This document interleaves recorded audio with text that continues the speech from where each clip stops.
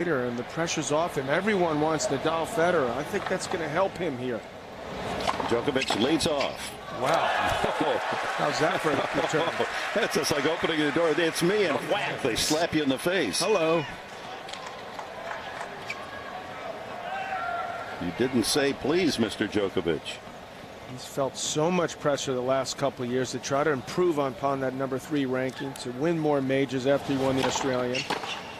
And it seems like oftentimes Novak hasn't enjoyed himself on the court. And this could be an opportunity to be a major spoiler. This is, no one wants him to win. There's no. Wait a minute. He's got a couple of family members I think here. his parents want him to win. I take that back. 13. Look, they don't have Federer's face on their shirts.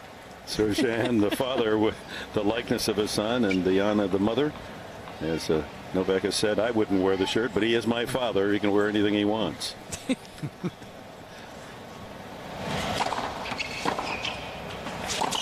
I had that same problem, if it makes you feel any better. The only dresser worse than my dad was Bud Collins, and with those colorful pants.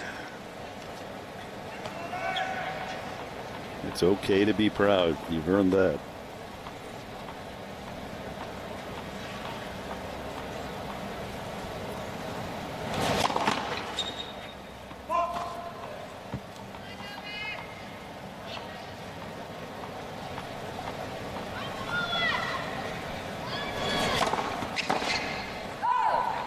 Pretty good second serve. Well, he does have a tendency to go for a lot in the second serve, which is partly why he has more double faults than aces, which is unheard of for a guy as good as him. Only guy in the top 20 with that's the case for the year. That's a dubious stat.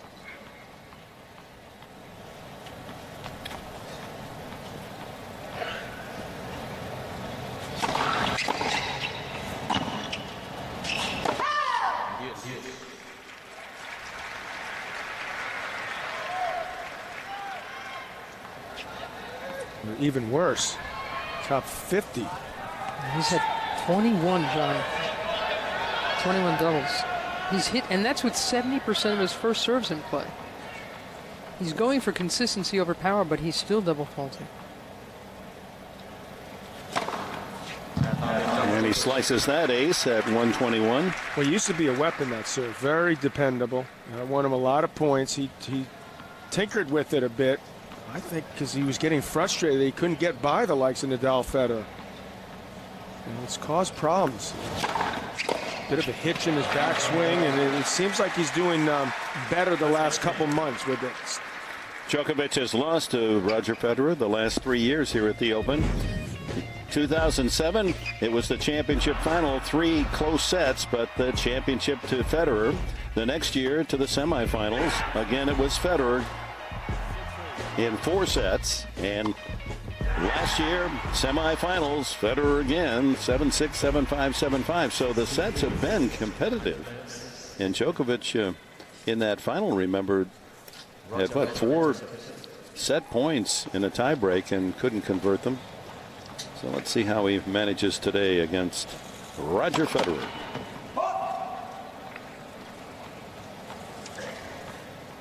Federer head-to-head is 10-5.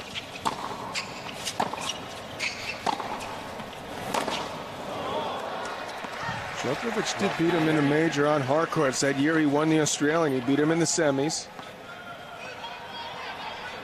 And he's very experienced, Novak. He's been in the semis of all 4 slams already.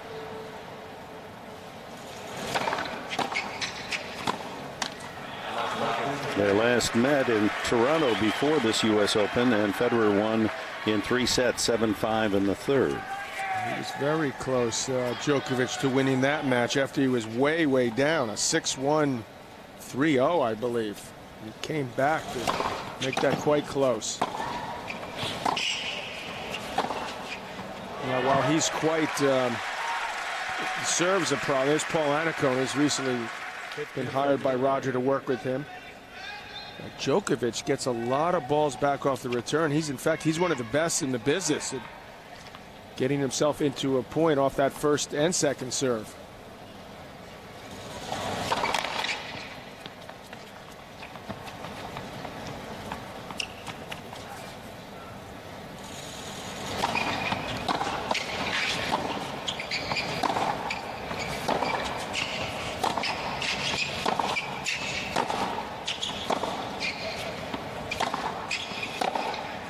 He made a bad mistake in the semis of Wimbledon where he played birdage and played not to lose instead of going after the ball and trying to win it. And it looks like he's not making that same mistake here early. Already a couple chances to get a lead in a break here. How big would that be to get the first jump on Federer?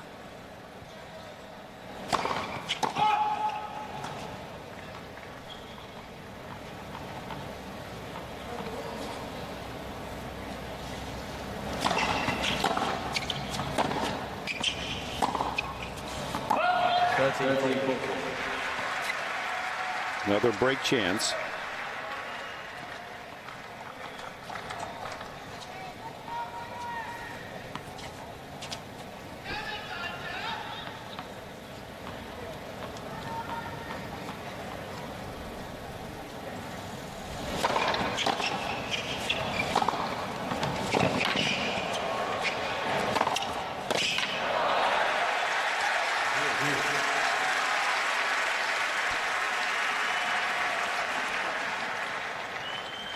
Djokovic is one of many players on the circuit that slide on hard courts. He's extremely quick and flexible. That helps him track down a lot of balls.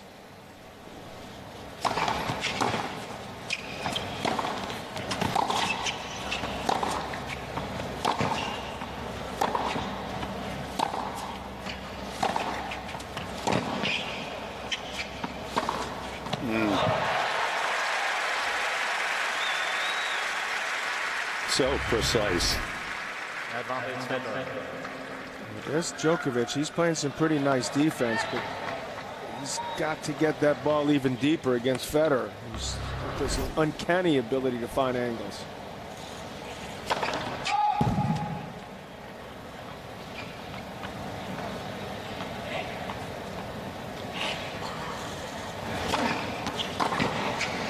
Quite a hold out of 15-40, saves 2 break points. It's 1-all.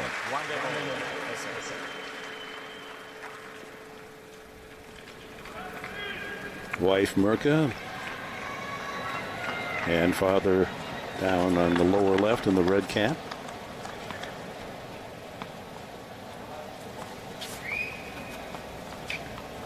And a wind tour on one side. Gavin Rosdale on the other. Some star-studded box.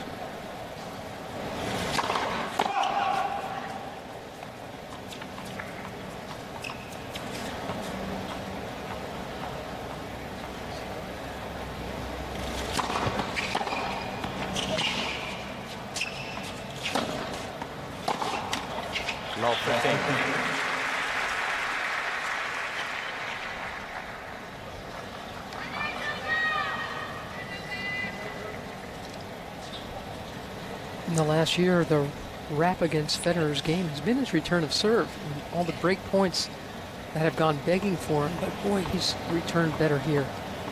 I've got to assume that's one of the big things he's been working on with Polanikum.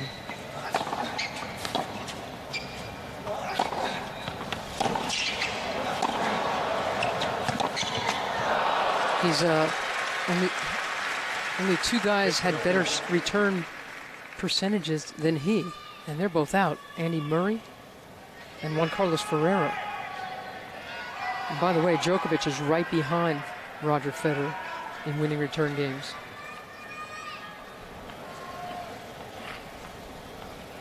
Well, he's had to win a lot of return games because he's had such problems with his serve.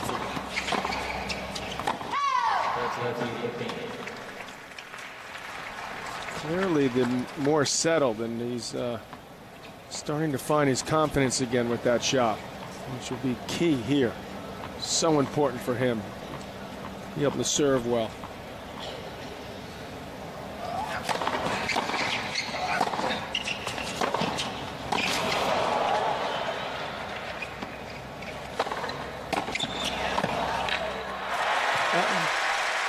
Djokovic may have turned his ankle just a little bit. He did not go after that forehand whatsoever. Let's see if we can take a look and see if he turned that. He did turn it. And that's not going to feel too good. It's Roger. You're hearing No, that was the umpire. He's a nice guy, but he ain't that nice. Enrique Molina, sorry. See if he's going to get treated for that.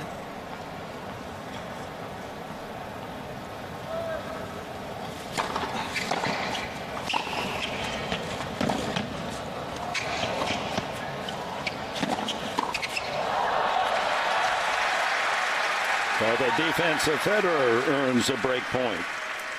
Another shot that he uses often is that drop shot, Novak. That was not a good time to do it at all. Now he himself is down a break point.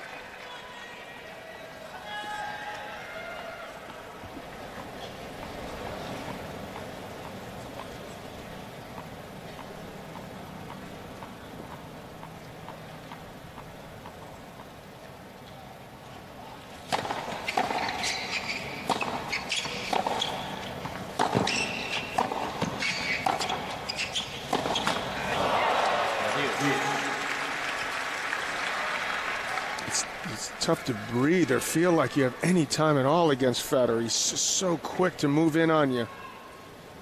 And he was looking for that break right there. He had it. And we might see that ball being bounced a lot more often like it used to be with Djokovic.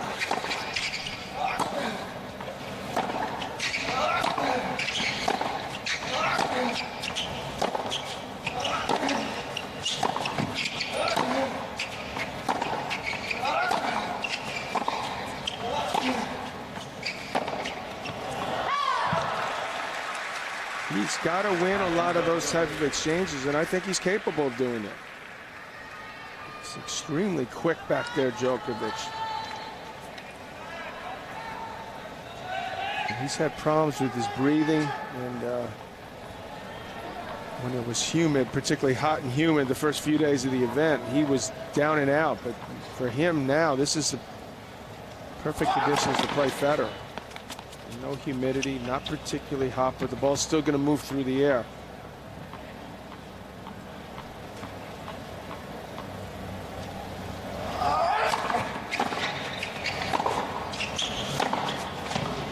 So like Federer, Djokovic digs out of a break hole. They're on serve as CBS Sports coverage of the U.S. Open continues after this word from your local station.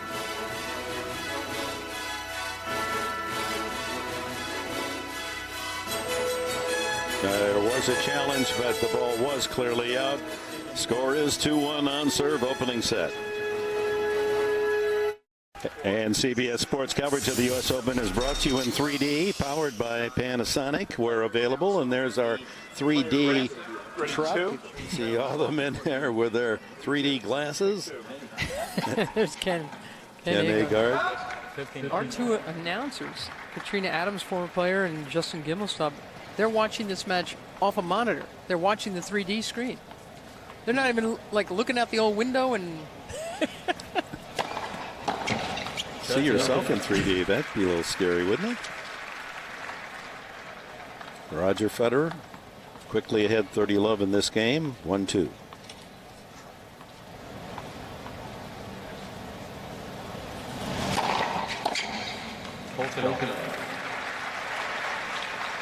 Gimelstob, you say, is the avatar of the U.S. Open. They have to wear the glasses as well to get the effect. It looked awful dark in there. I guess you have to wear them to see in the truck.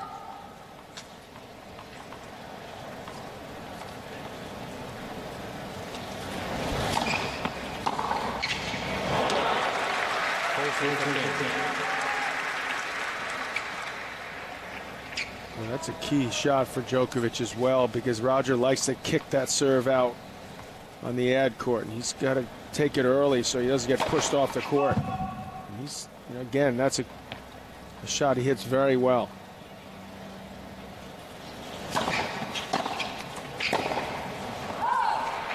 Good return from Djokovic. 40-30. I like how Novak Djokovic says he enjoys flying under the radar. He's 3 in the world. But when 1 and 2 are Nadal and Federer, you're under the radar. Well, because everyone has been talking about Nadal Federer, they're not mentioning his name as much. You know, that Murray was the other guy that they said could win this.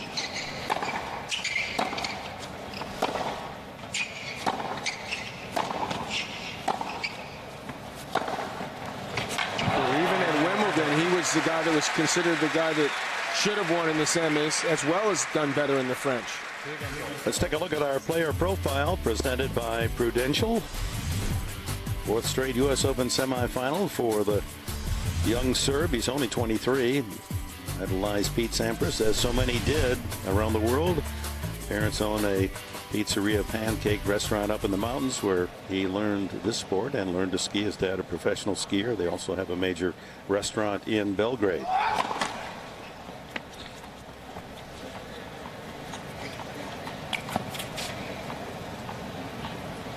And they sponsor the tournament tour, ATP Tour in Belgrade the last couple of years.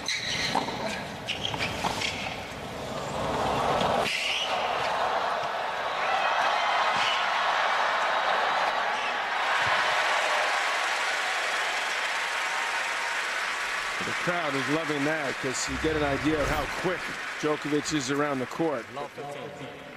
How great Roger Federer's touch is. The crowd just about fully back in here after that first semi. If he's going to win this match, he's going to have to use those wheels often. He's an exceptional mover.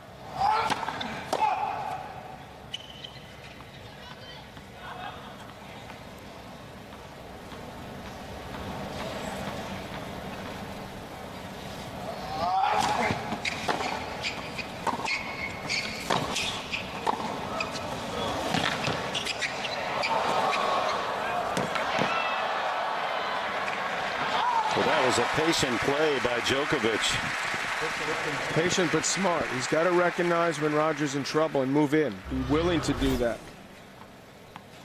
He's worked with a number of players. Mark Woodford, he tried to help him with his net play. He hired Martin about a year ago to try to add that element to his game. That sort of complicated things with his serve, and it didn't work out. His normal coach, Marian Vita, is not even here.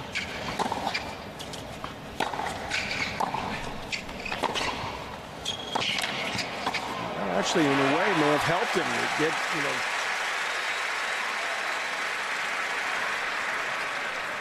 know. Earlier this summer, Marian Vita, his longtime coach, that's who's here with him now. His longtime coach got aggravated watching him play a match and walked out of the stands. So it'll be interesting to see what the future of that relationship. No, I think they'll be back together, I believe.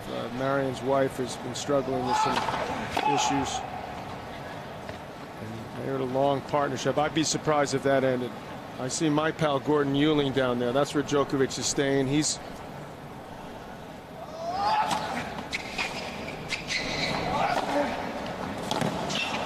been working with coaching Christina McHale. He loves the sport. He provided Novak a place to relax and get away from this event. And he's got a couple days off, and that's where Caroline Wozniacki went a couple of days ago. The day before she played her semifinal, she hit with this guy.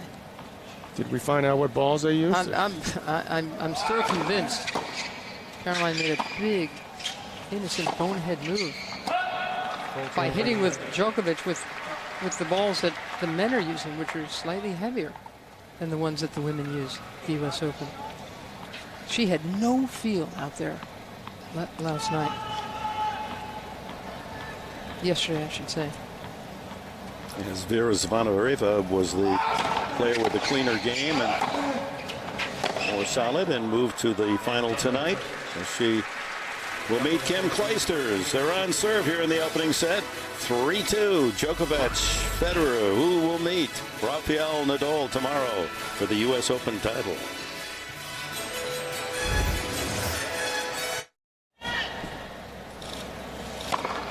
Three. Federer serving here in the opening set. Each man has had a chance to break, but denied.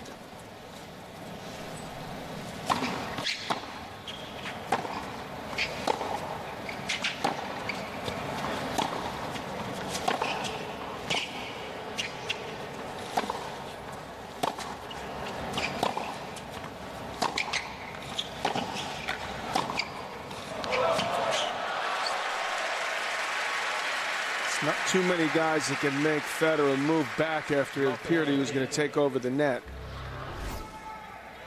And Djokovic is so sound off the ground and moves so well that he would love, I think, to get in these type of rallies.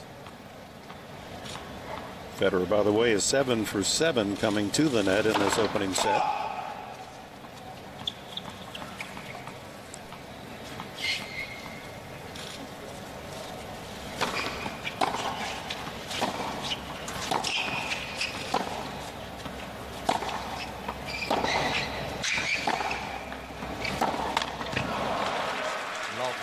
Well, the door is slightly open for Djokovic. Love 30. His backhand is a better shot, in my opinion, than Rogers. Rogers got to be careful there. Not to try to overhit. I'd prefer to see him wait a little bit, wait for a better shot, particularly if you can get a shorter forehand.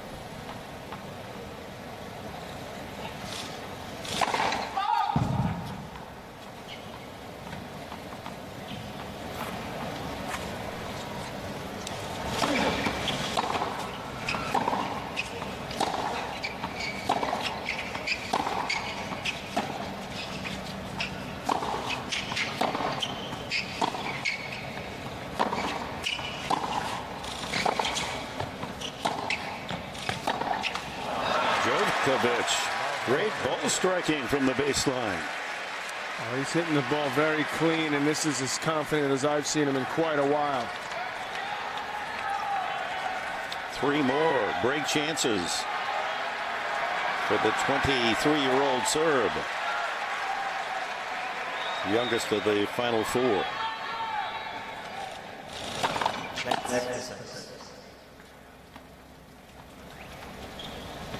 How many times through the years have we seen this man dig out of love 40?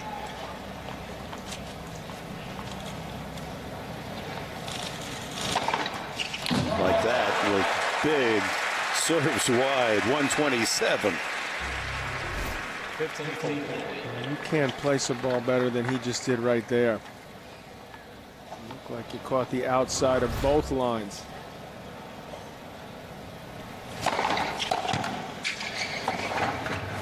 Well, the linesman fell. They're going to have to play a let. He fell over right before Djokovic hit his forehand, but I don't think that Enrique Molina saw it. Roger's going to pretend like he didn't hear anything, but that's got to be a let. Sorry? Again? It's not that he has to stop playing. It's that the lineup idea is disturbing him. Yes. Well, but the noise comes from behind it. I think it's a disturbance for you too. Yes. No, but I have to call a net here. Sorry? Yes, but he can hear it. He can hear it that it comes from right of the court. No. I'm deciding. I'm making the ruling. Yeah, I'm tracking the ball and I see the lineup is falling off. Well, after he missed the ball, yeah. I'm tracking the ball and then, I see it peaks. That's such a big point. At 15:40, he had saved another break point, but watch what happened to the linesman behind Djokovic. And Roger's point is that Djokovic didn't see it happen. But he heard this. He heard this. Yeah. Right there. He's already heard it. You guys, it's the right call. Of course. Boy, Roger must be pretty touchy. He must be a little nervous, jumpy. So what does he do? Yeah. Back-to-back aces from love 40 to 30-40.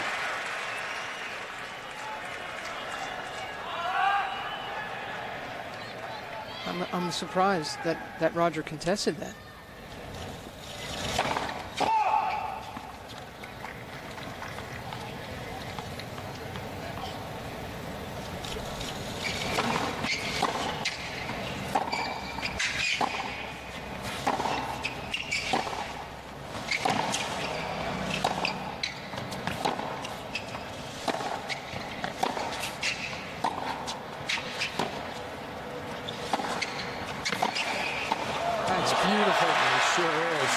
Beautiful. And guess what? These fans are behind Djokovic. They like that he's playing this well, this early, and he's putting pressure on Federer. And the fact that Federer contested that last ruling by Enrique Molina, there were a couple of boos you could hear as he was up there. I thought they were getting on Djokovic. I don't think so. That he was the bad guy, even though and he's like, well, I'm just trying to fly under the radar. Well, past experiences, though, New Yorkers have not taken too kindly to Djokovic and some of his manners. Well, they have to love the way he played that point to break Federer on a 4-2 lead. Mats Wilander, he was their guy. He did a pretty good job flying under the radar. He himself, he'd come into an event, I have no chance of winning. You're like, get out of here. I won 7 slams.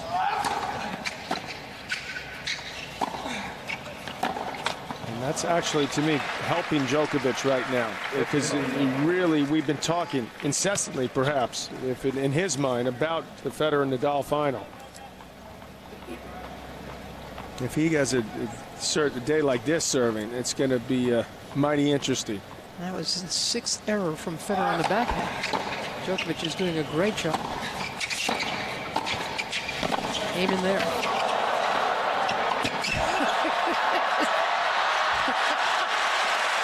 This is a good match. How good an athlete is Djokovic? Kept hitting it back to Federer, though. Well, that was a good volley right there. He's scrambling big time.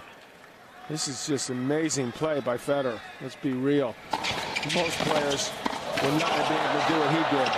Oh, what he's doing. Exactly. Two of the top 3 in the world showing their best stuff.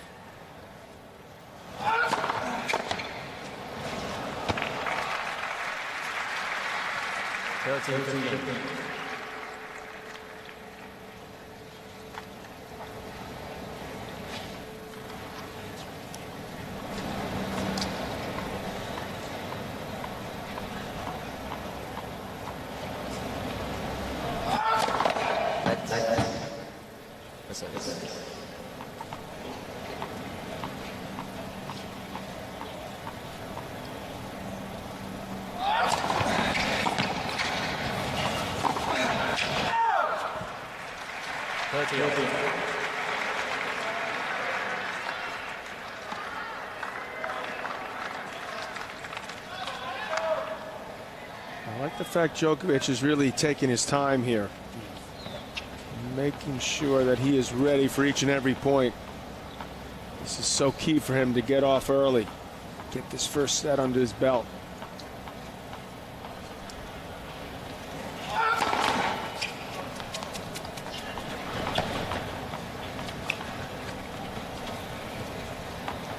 He's got to be careful. I've seen him too often recently try to go for too much on that second serve and start throwing in some double faults. And there it is. That's been his big problem. Break point. That's his 22nd of the tournament, even though, as we've been saying, he's been serving at 70%. Worked so hard to get the lead, Djokovic. And he consolidate that break in the last game. Faces break point.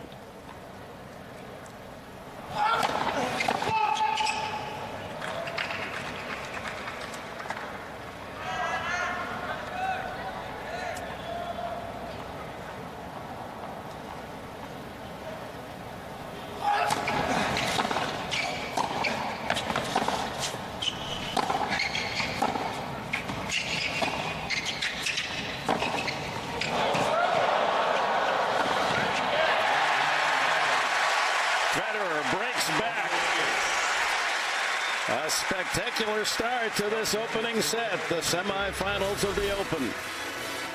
And Roger Federer, not comfortable behind, back on serve. Stay right where you are, fans. We've got something brewing. The statuary moving here. No wins. Whoa, wait a minute. Is this 3D or is this...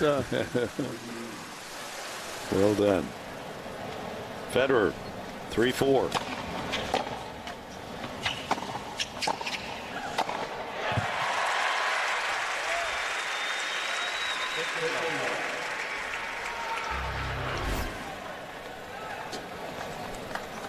Federer is making things happen. He is really attacking the ball.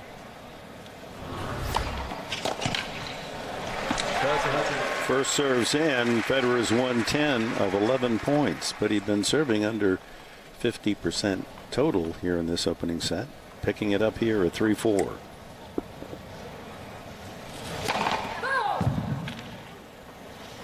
Winning only 2, make it 3 of 11 second serve points. His first double fault. That's probably why he went for a little extra there, because Djokovic is stepping in and being aggressive. Good play. Federer has not lost a single point in net.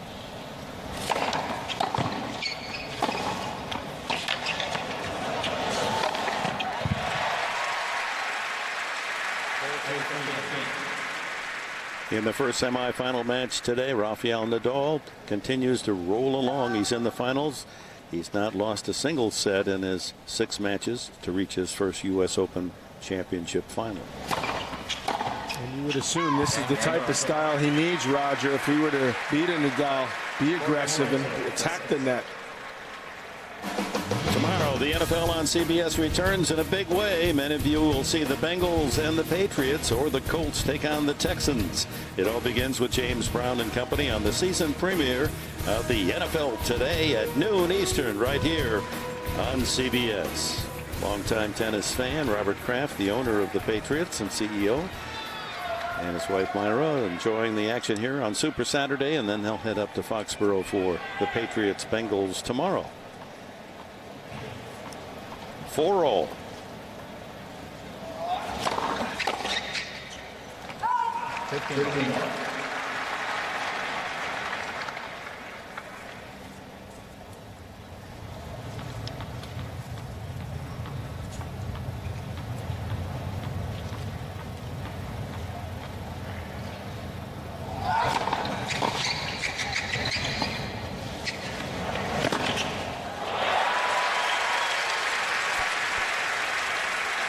Our boss Les Moonves and his wife Julie Chen with the Crafts down at courtside. Djokovic has got to put a little bit more backspin on that drop shot if he's going to trouble Federer.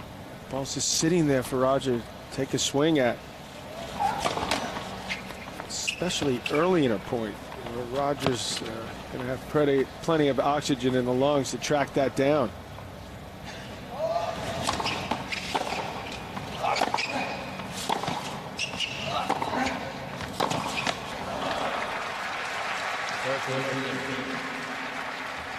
He's got to try to back Federer off that baseline. He did a better job. That backhand, the two-hander up the line is a key shot for him.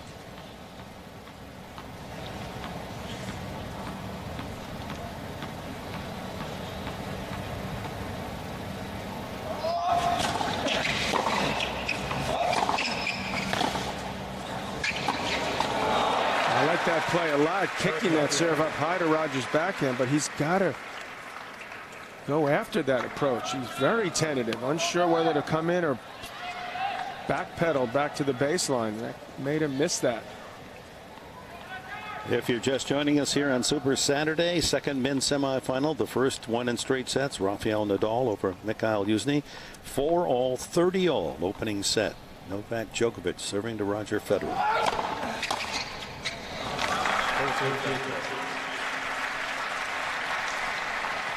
He's got to be feeling pretty good about the way that serve is working so far. Just one key moment where he blinked, that double fault the last time he was up a break at 30-all.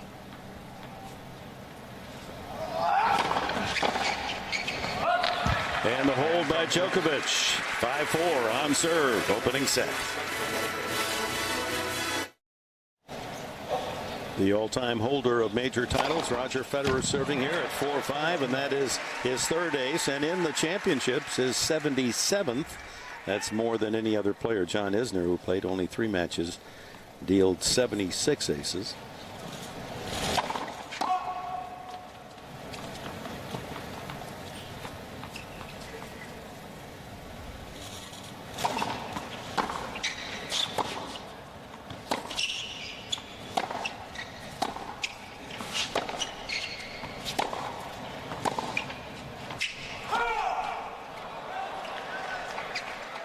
just enough wind to affect plays close on the line. Djokovic has gotten some good depth also off those ground strokes. It's really helped him in this first set.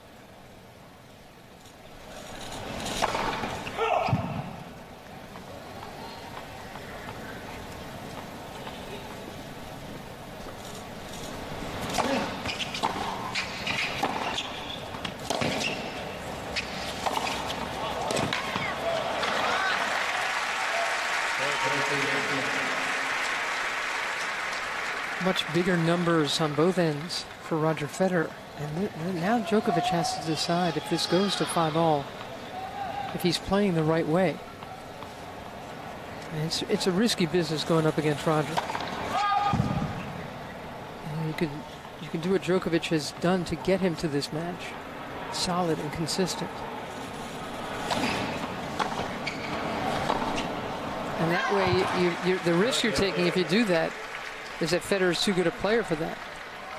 The second risk is if you try to play it up a notch. But then if you miss, you make it easier for Roger. So you either risk that this guy's going to beat you, or you risk that you beat yourself. I like the fact that he's moving forward. He's being much more aggressive off that second serve, and that's helping him quite a bit. He's 2 points from winning the set right now. That's why Roger put a little extra on that. And he got tentative there, Djokovic. Now a point for 5-all Federer.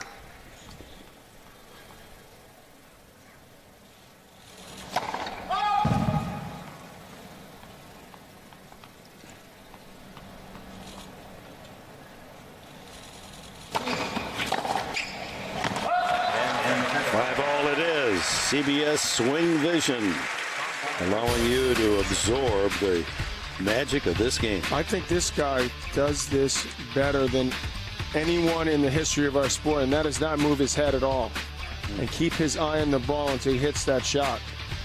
Not just on the serve, not just on the overhead. It is absolutely perfect the way he does that. Like a Greek god. You know, I honestly think this guy serving does it second best. Beautiful posture on Djokovic. But now we'll find out, by the way he plays this game, how well he thinks he's doing out there.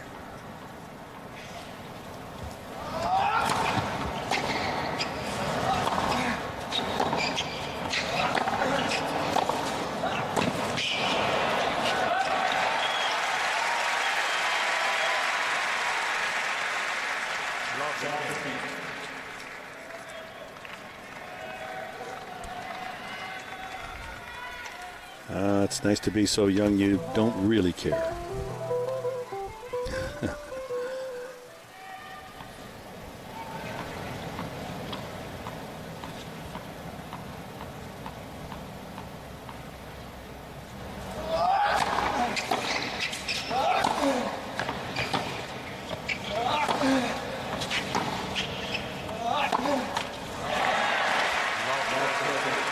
I think that incident where the linesman fell over, it actually turned the tide in Federer's favor. And that's sort of changed the tone of this since. Djokovic's not hitting quite as freely as he was. Roger seemed to get a little angry. Used it. Trouble here at love 30.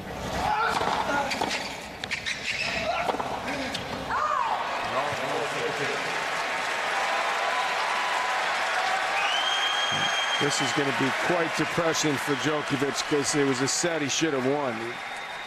And if he were to now lose serve here, it's looking dicey. Like a huge momentum swing.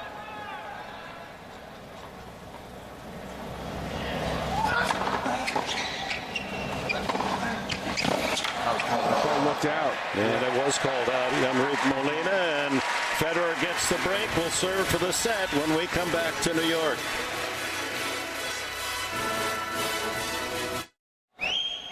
Three unforced errors by Djokovic in that last game, and he surrenders the lead 6-5. Federer now serves for the opening set.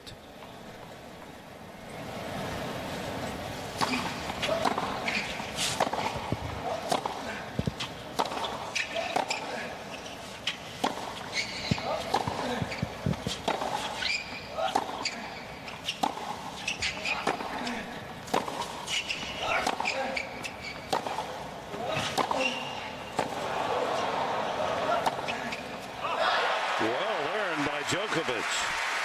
Much easier to dictate play on this side for sure. There's still some wind out there. And this is a big, big moment for Novak Djokovic.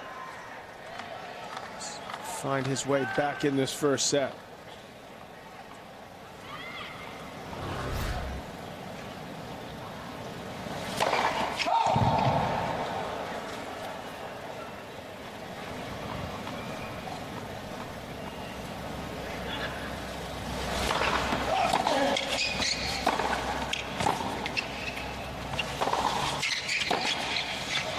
Ball should have been hit in the court at the very least and made Roger hit a tough volley. He's not going to be too happy with that.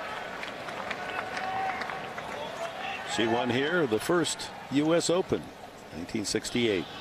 Virginia Wade, British star, won Wimbledon in '77.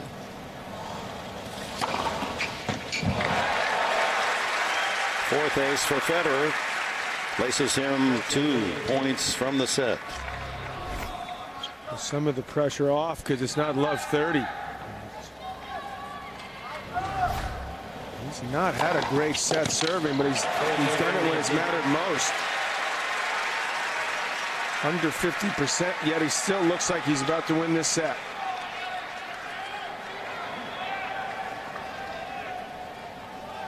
This would be a nice escape for Roger here.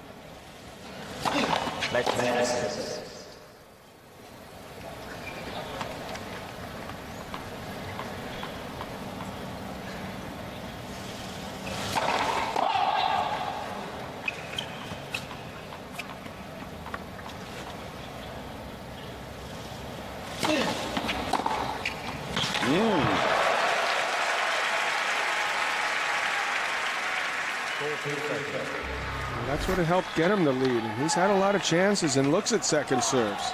He's got to be inside that baseline. Federer wins the first set in a slam. He's lost only 6 times in 190 matches.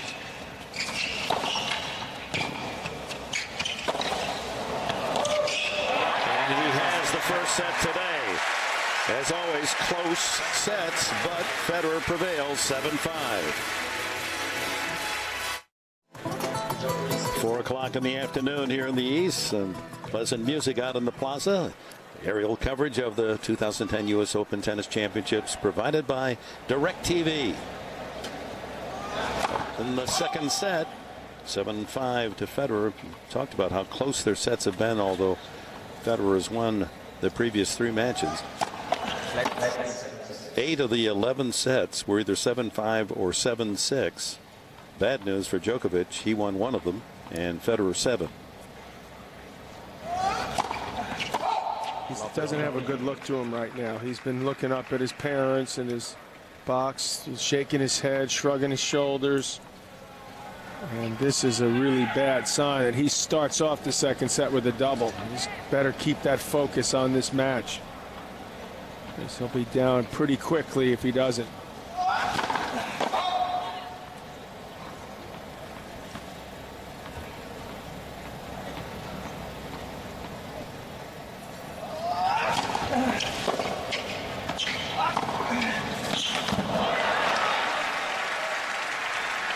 That's that special backhand down the line that Djokovic likes.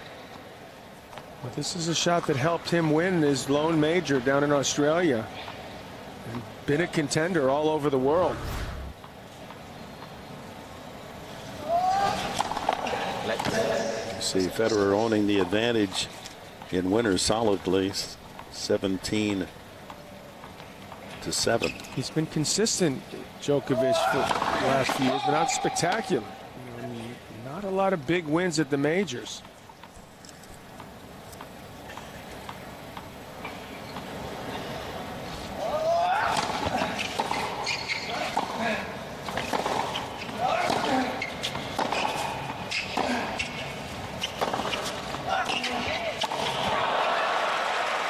That's where that flexibility, particularly in that groin area, comes in handy, because he can put himself in a position where he can really put something on that passing shot. Well, Federer, that's a hard shot to try, a drop volley when it's being hit that hard.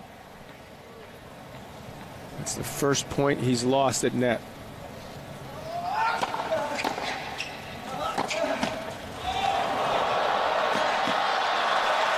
Yeah, the net court break to Djokovic. Give him a couple of chances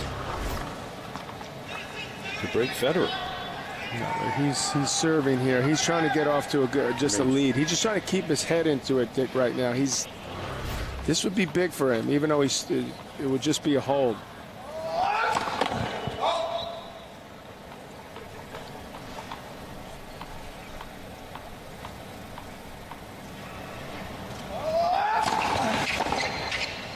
And he does hold after the double fault to start this second set.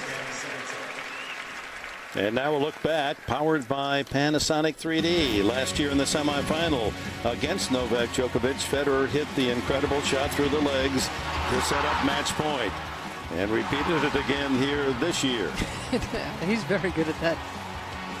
That was to give him a match point, and that to me was better than this year's, because that was first round when it was that's a pretty big moment, a semifinal. You're looking to finish off a guy as good as Djokovic. Have the nerve and the guts to go for that.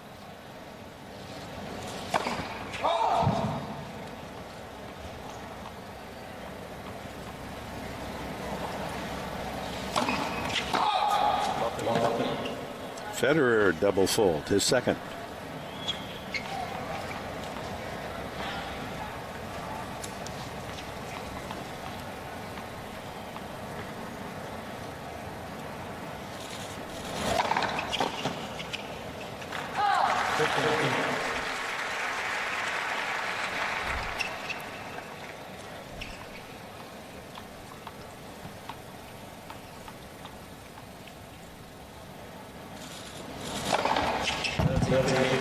By the way, the best place to try that between the legs shot seems to be on a hard court, because you need some pretty good footing, especially when you go as boldly on it as Roger does. Remember Gabriella Sabatini, who won the 1990 U.S. Open? She could hit that shot better than any woman, the Sabatini.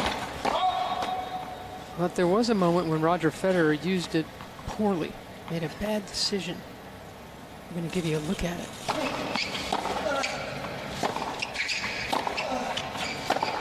It was the 2005 Australian Open semifinal against Marat Safin.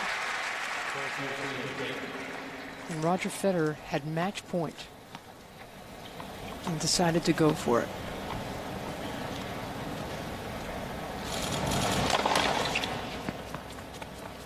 Safin, of course, had won this event in 2000 and not won another major since. In fact, Safin, Djokovic at the Australian in 2008, and Del Potro at the United States Open last year. The only three men that have broken into the monopoly of Nadal and Federer, who have won 24 of the last 21 of the last 24 major titles. Safin had just taken over Roger Federer's old coach, so he had a very good game plan against Federer.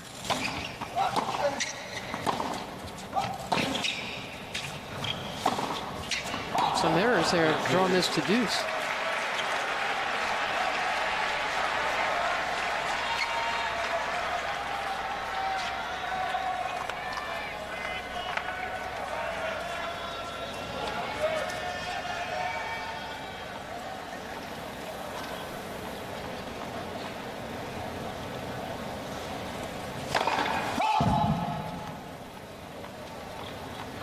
He's getting that serve up. He hit the serve as hard as he had the entire event. 133 here. He sprayed it. A couple forehands, two doubles, and this would be a nice little boost for Djokovic. Some loose play from Federer.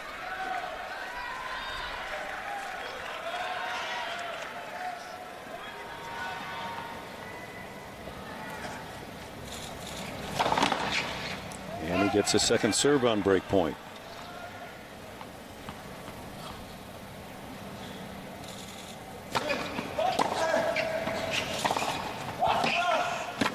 And he breaks to take a 2-love lead. A terrific shot down at the ankles of Federer. Let's go back to the 2005 Australian Open semifinal. Here it is in the 4th set tiebreak. It's match point. Safin gets up a desperation lob. Federer tries that, hits the net. Ends up losing the match to Safin, who goes on to beat Leighton Hewitt in the final.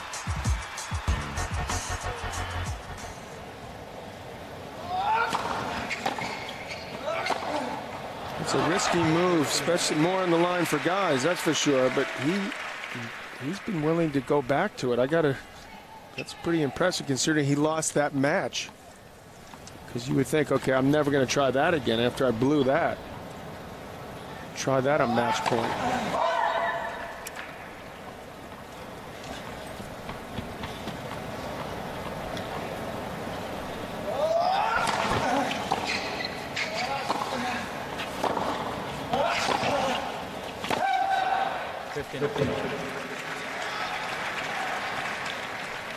You haven't truly broken until you hold the next game.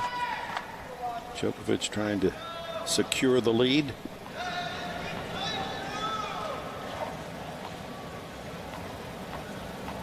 He broke first in the opening set, only to be broken immediately.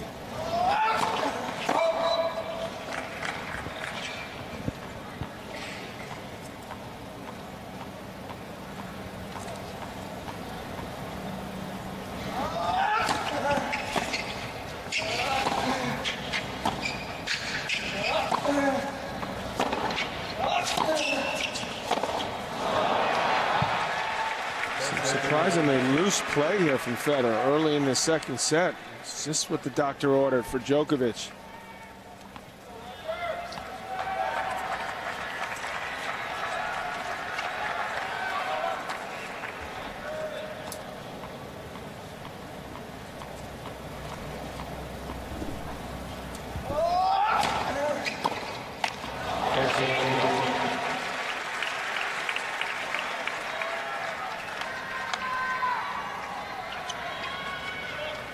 Nole, his nickname. Send it out for laundry. You know you're going to get your own back.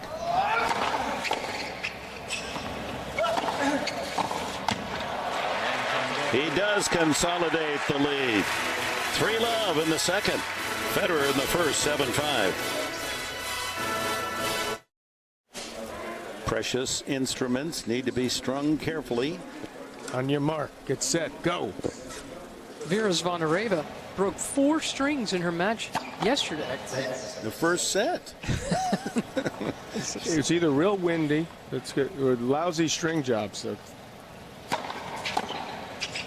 She said it had never happened to her that way, but in all that breeze, it's easy to miss hit and put stress all around the frame. See Federer watching over the stringing operation as well. This face is everywhere, including on the cars. The courtesy cars that bring the players out here to the National Tennis Center. Sort of annoying to Nadal that get picked up in a car, and as you get in, you're looking at Roger Federer.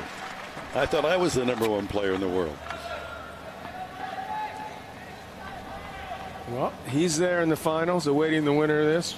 Routine win over Mikhail Yuzny. Easy service game so far for Federer. Certainly this matchup was expected to be a lot closer, and it is.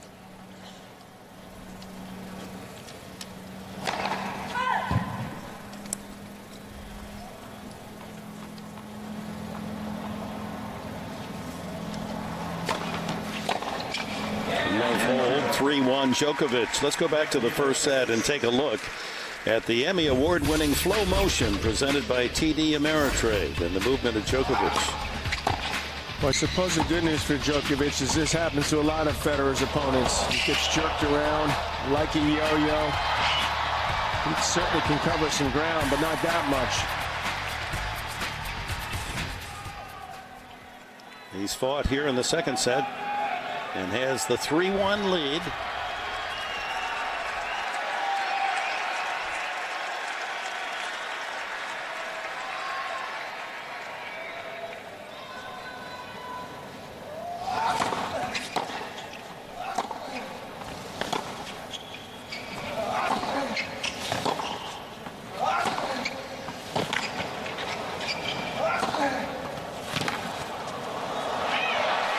It was a good idea by Djokovic to backpedal, sidestep, wait for that forehand again, which is a big weapon for him, rather than trying to hit a low, tougher volley. So he had a good choice and decision there.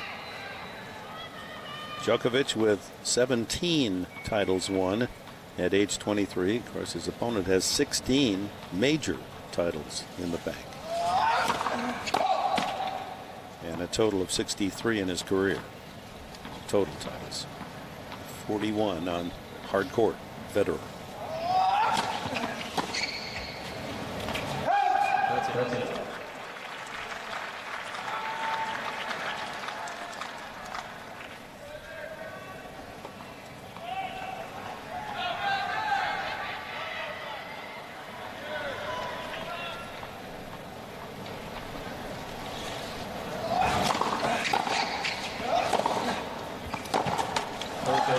I'll tell you one person for sure that wants to see Djokovic win the second set, and that's Nadal. So that these guys stay out there longer, because they're going to have to come back, either one of these two, and play tomorrow.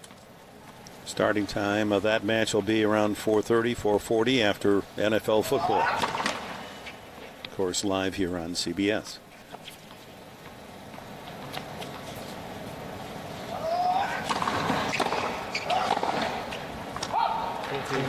Well, good news on the junior side.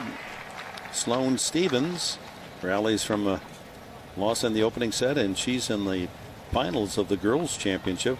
Beat the Russian Gavrilova today, and Dennis Kudla also winning. Beat a tough young opponent from Argentina, Velati, 6-3, 6-2.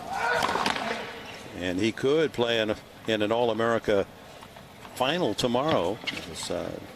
The young guy from Nebraska, Sog, won the first set, and it's 3-2 in the second. He's still out there.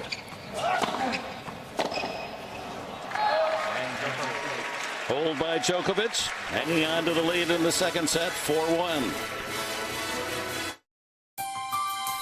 This date in U.S. Open history presented by Heineken. On this date in 1994, unseeded Andre Agassi faced the number 4 seed Michael Stich of Germany in the U.S. Open Championship Final. Agassi dominated 6-1 in the first set, then squeezed out the next two 7-6, 7-5. Agassi became the first and still only unseeded man to win the championship in the Open era. It was the first of his 2 U.S. Open wins and the second of 8 career major titles. And one of only 6 men to own the career slam, winning all 4 majors in their career. Moving into the second set, and Federer at 1-4 took the first set 7-5. Misinformation. It's I'm sorry to say, Sloane Stephens lost to Gavrilova, the tough Russian, 7-6 tiebreak in the third set. But a great tournament for the daughter of John Stephens. You'll remember him as an outstanding running back in the NFL. Played with the Patriots. But Dennis Kudla has won, and Jack Sock is up a set in his match. If he is victorious, it'll be an All-American boys final.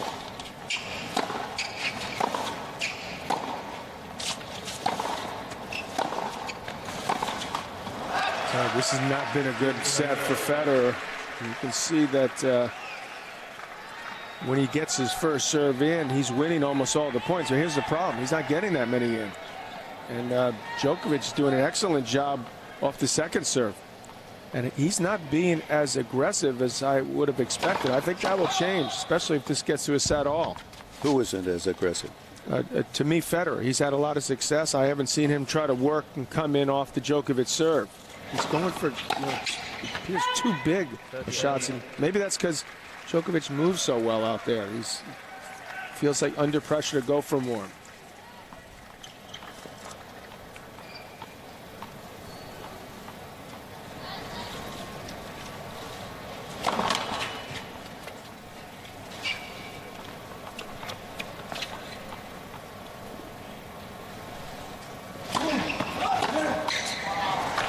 That's what, for the most part, Djokovic has been doing a better job on that second serve, because for the match, Federer, this is very unusual for him. He's normally 65, 70%. He's well below 50. He's had trouble hitting that serve down the middle, not many in.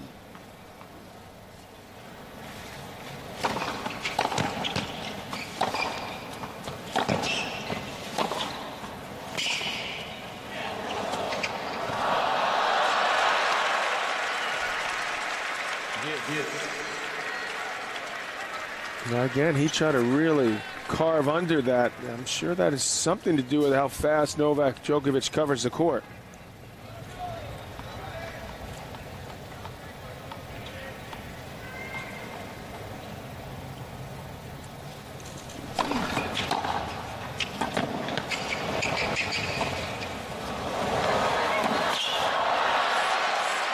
That was good recognition there by Novak to see Federer off the court here. He hits a good return up the line, and Federer's in some trouble there. Tries to work himself back in the center of the court. There's another ball. He tried to hit too hard. A little late to it. You know, it really looks like Djokovic is moving better than Federer in this set. Break point. Chance for a 5-1 lead. Double break for Djokovic.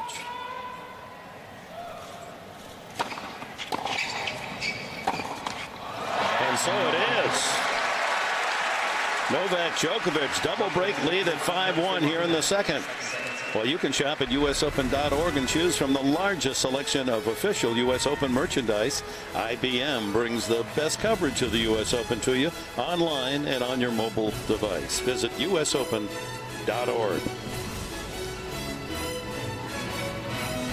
Something for everyone. Those towels very popular, and those big tennis balls that sell for like $35. They're selling over 1,000 a day. Try to get that franchise.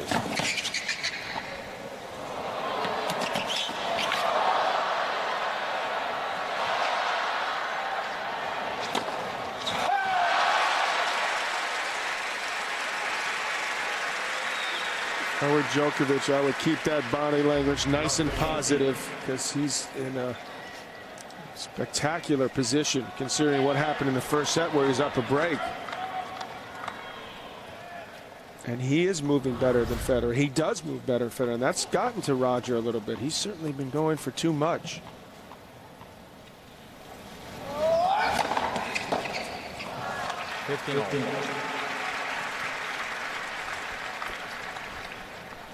Needs to close the clamps on Federer. Get this second set. Not get too comfortable. Federer gets one of those breaks back. Who knows?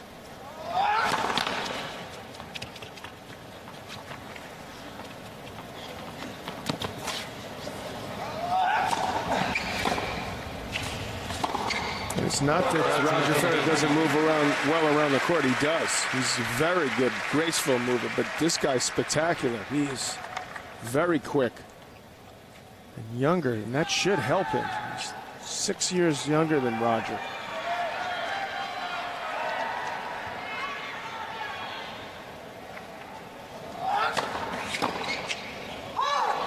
And here is 2 set points for Djokovic. You don't often take a Federer down in a set 6-1. This will be the first set he's lost this tournament.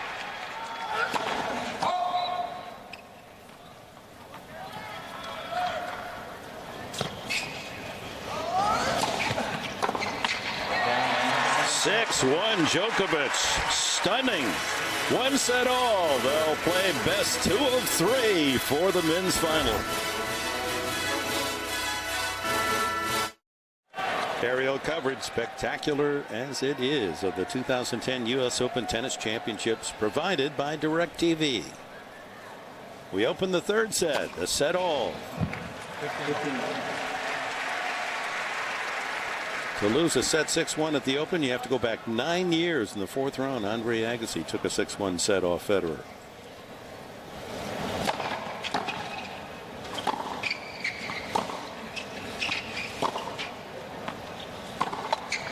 And the numbers don't lie in that 2nd set. Federer playing a very flat set, had 2 winners, 10 unforced errors, and served 40%.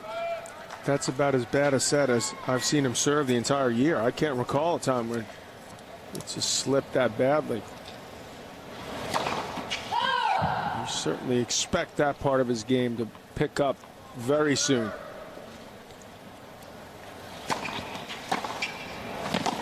Djokovic has done a good job taking that ball early for the most part, and he's an excellent returner server. He's continued to keep the pressure on.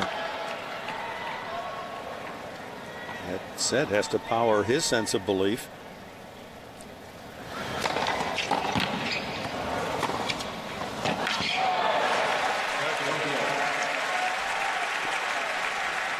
Father Robert Federer.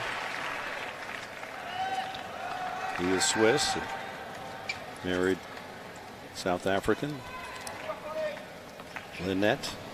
Roger still very charitable. His foundation for causes in South Africa.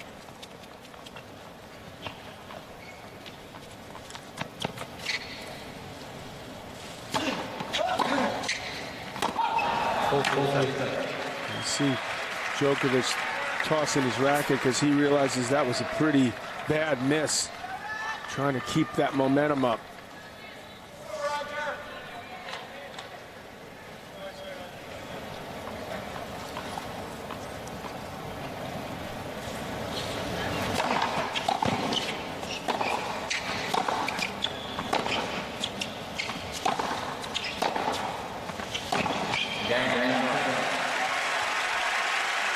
Federer with the opening game of the third set. From the creator of 2.5 Men and The Big Bang Theory comes a new comedy, Mike and Molly. Premieres a week from Monday night on September 22nd. Only CBS.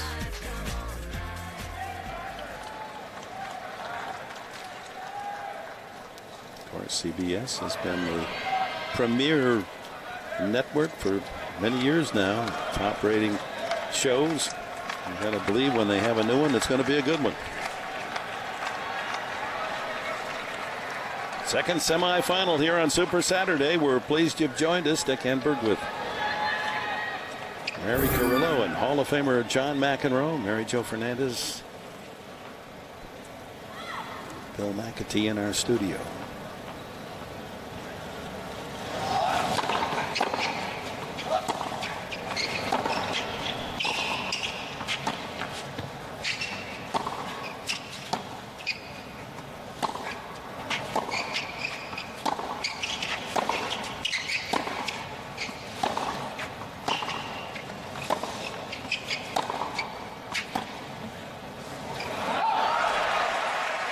He's going to look to change things up, Roger, I suspect. Just try to hit with Djokovic. Use that slice backhand he likes to hit short and force Djokovic into a tough call. Even try to bring him into net where he's less comfortable.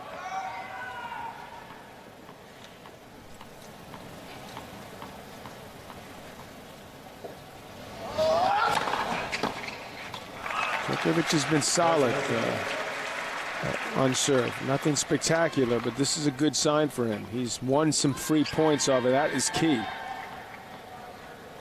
This is somewhat typical. Just one ace, two doubles. But still a good, solid percentage.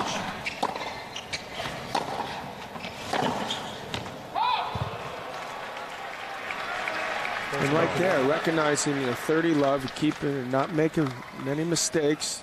Hit a good, just kick serve in, but you see this ball drops a little bit long. No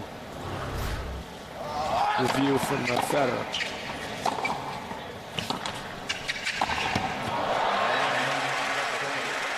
Fancy. Djokovic clan appreciate that love hold. It's 1-1. Well, you should absolutely do this at 40 love, because this will help build his confidence for a more important or trickier occasion. His movement has been really the big difference in this match.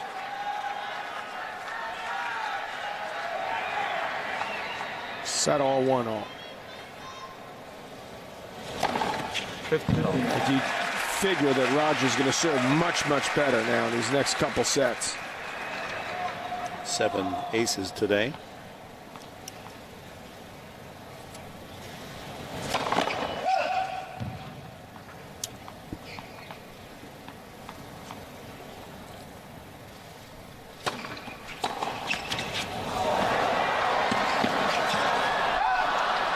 Couple of fortunate net cords for Djokovic today. I don't have a real good answer as to why he's not serving well, but he seems at times to be rushing, and you have to credit Djokovic, who's done a good job getting a lot of balls in play, and that's perhaps forced Roger to go for more than he wants and closer to the lines than he'd like.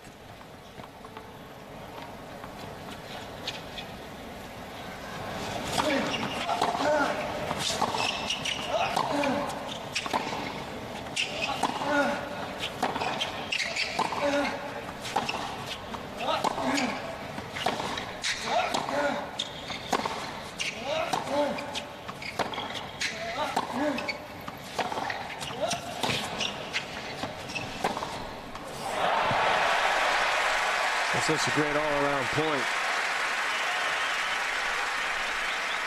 You can see that shadow is going to be an issue in about 15 minutes. It's a great defense by Djokovic, but there's nothing he can do there. You see how still his head is on that shot? That is a beautiful thing.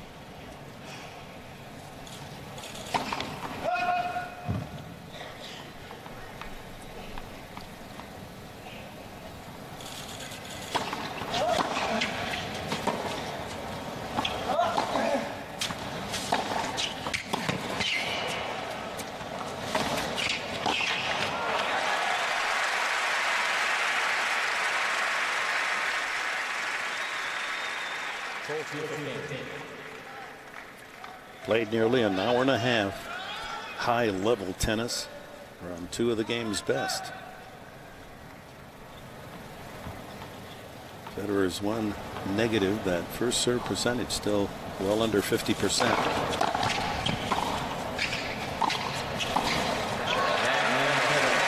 They're on serve in the third, 2-1, a set all.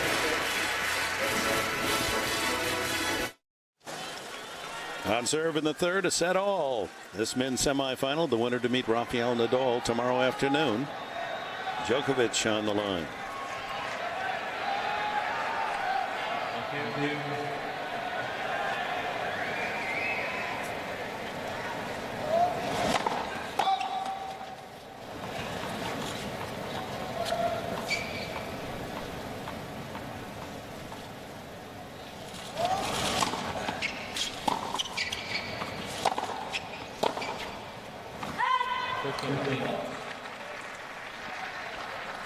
The Spaniard, who has won the French Open, Wimbledon, coming into the U.S. Open, is finally into the championship match of the U.S. Open with a straight set win over Usny.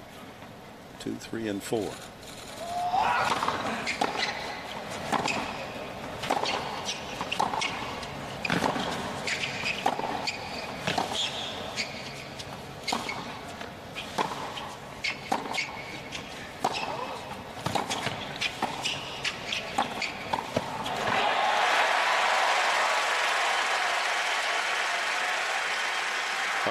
From a 5-time U.S. Open champion. Well, he's also a great volleyer like Nadal, and this is, to me, key. He's got to take over and take chances more, or at least make Djokovic hit tougher passes. I'd actually tell him not to go for as much off the ground and be willing to, say, chip and come in or just hit a solid approach. Well, that was Paul Anacone's style. He'd come in on your first and second serve as well as his own. So he was coming in on the kitchen sink. Anacone joining the Federer camp before the U.S. Open.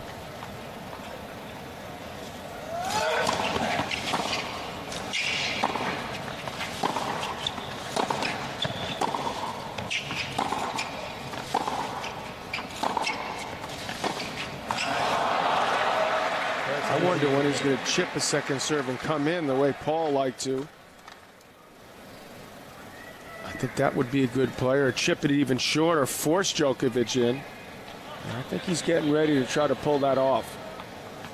Something you like to do, John? Oh, I loved it. You know, but guys like, I think they'd rather get in a rally and fatigue you, tire you out, get in a groove before they have to hit a passing shot. Put pressure on immediately, it's tougher. Of course, these guys hit the ball harder than ever, more spin. It's tougher to volley than it ever has been.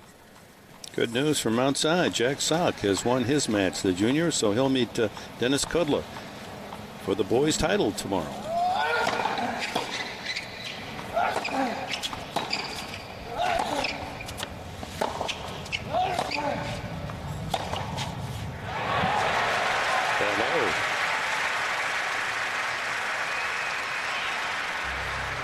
These guys are making it look easy. They're going after the ball and hitting big.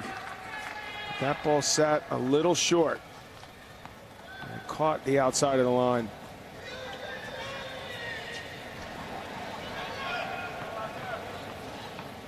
Other point for 2-all here in the third.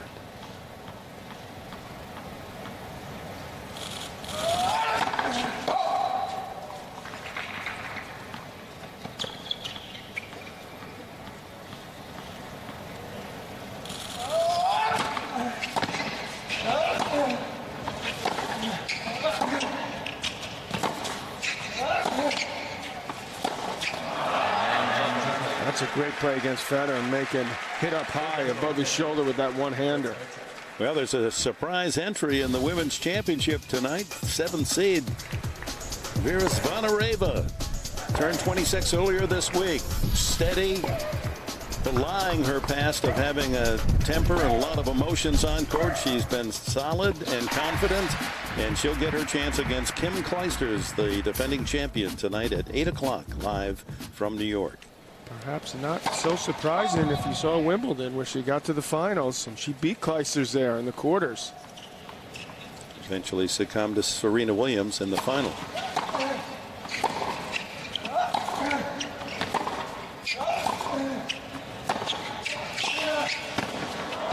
Good feel again for Federer. Zvonareva was seeded 7. You mentioned Djokovic was the 4th seed, and she was playing better tennis than her. Let's be honest. So it's not quite as shocking as it may appear. This is a nice thing to see. Federer moving better, using his huge forehand to get to the net.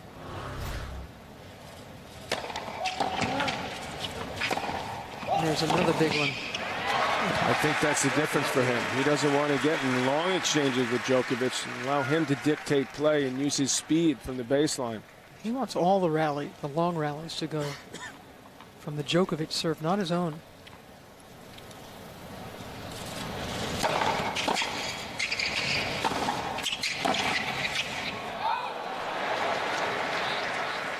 Djokovic challenging on the leg baseline.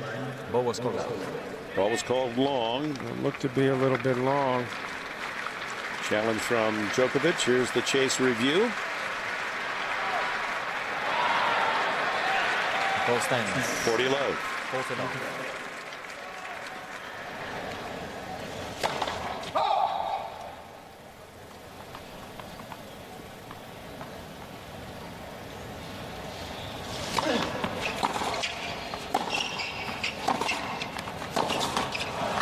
First time I've seen Djokovic start breathing through his mouth. And he seems to have had not been fatigued at all. And this is where he starts to get problems when you want to breathe through your nose if you possibly can, only when you really need some air to open that mouth. And too often we've seen him like that.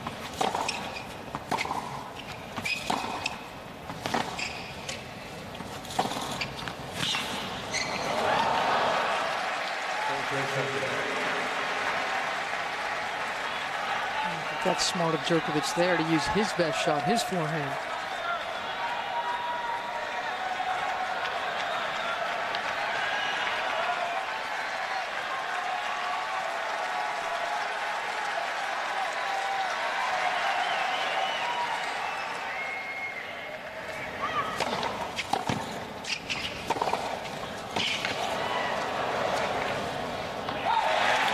They stay on serve. 3-2 in the third. A set all. Men's semis. And now, this tournament summary, sponsored by Mercedes-Benz. And a look at our tournament summary. Kim Clijsters is looking for 3 U.S. Open titles in her last 3 appearances in New York. Number 7 seed, Zvonareva, the only one to win the women's title, seeded 7th. She would be the only one. She plays tonight against Clijsters. Nadal can become the 7th man. 7s are alive here to complete a career Grand Slam should he win tomorrow.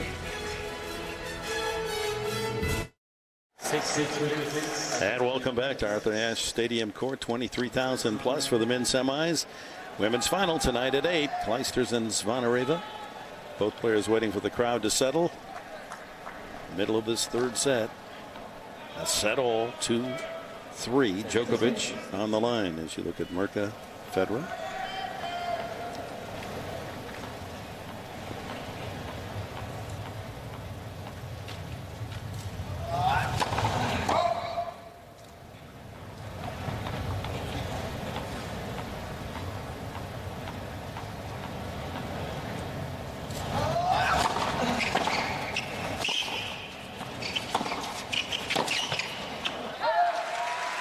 Now Federer may have hurt you, John McEnroe. He's starting to charge more.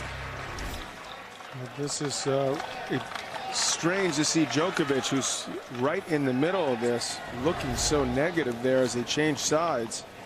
That was all those big Federer forehands. Djokovic must have felt that he was making it too easy for him. He's got to use his more. He's certainly got a big forehand. There's no doubt about that. Miami of Ohio giving the Buckeyes a good go.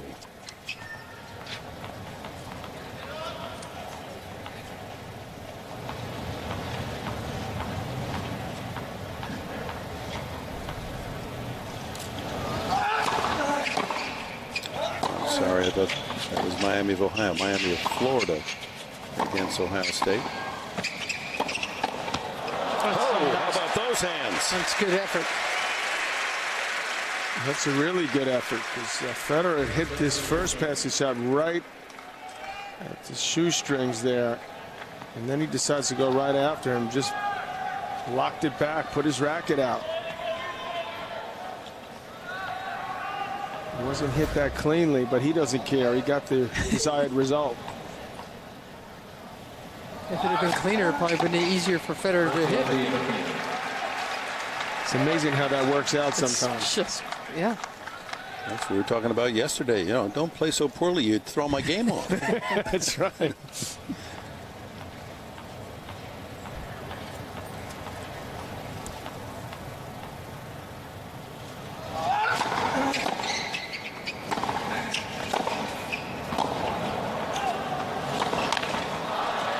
They're tied 3-3 in the third set as we take a look at Flow Motion presented by TD Ameritrade.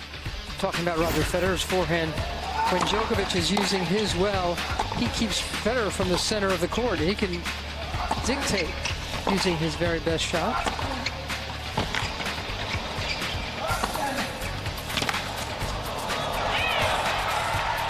Red zone is good in football. Means you're about to score. Red zone's good in tennis if you can stay in the middle of the court. But Djokovic playing good offensive defense, if you will.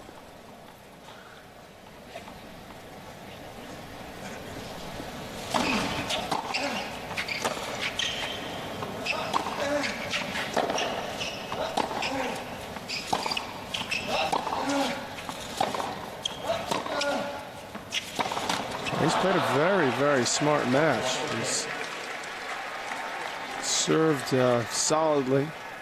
He's returned, as usual, very well, particularly off that second serve. And he's used that athletic ability to get in Roger's head a bit and get him to press. There's a lot more mistakes than you're accustomed to him seeing from him. Ooh, that was close. That was very close.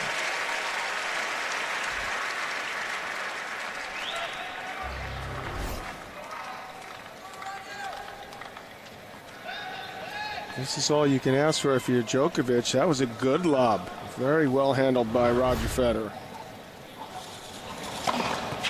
This is all you can ask for as a fan. How about 1-set-all, 3-all, 15-all?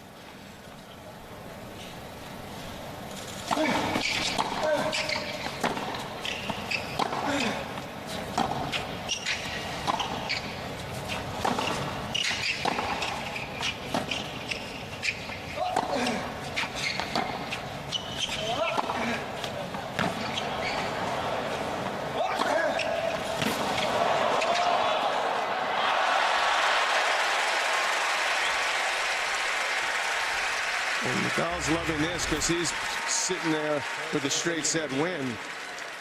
And this was well held by Djokovic. It was a squash shot by Federer. That's a really good effort because he put something on that. He actually meant to hit that.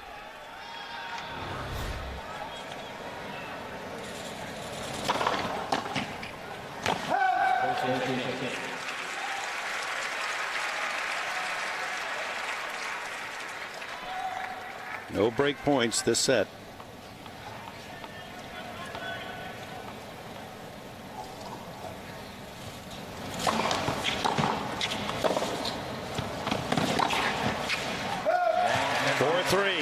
They stay on serve. Third set.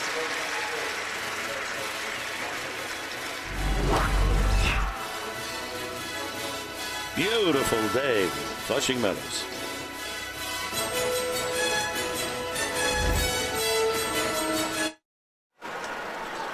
Into the serious side of this third set, a set all. Djokovic 3-4.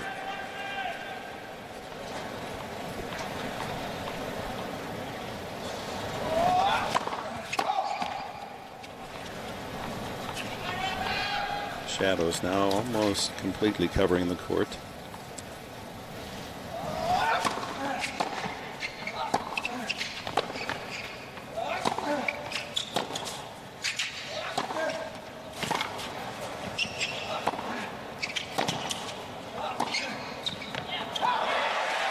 Well, there's a difference between the two of them.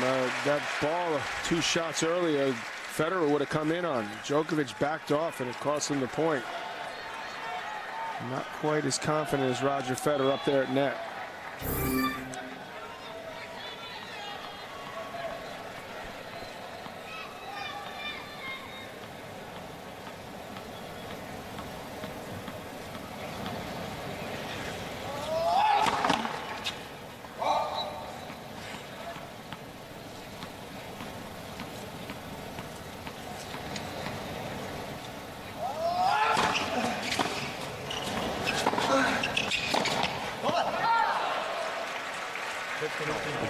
He said, look, I got to come in there. And he's a good volleyer.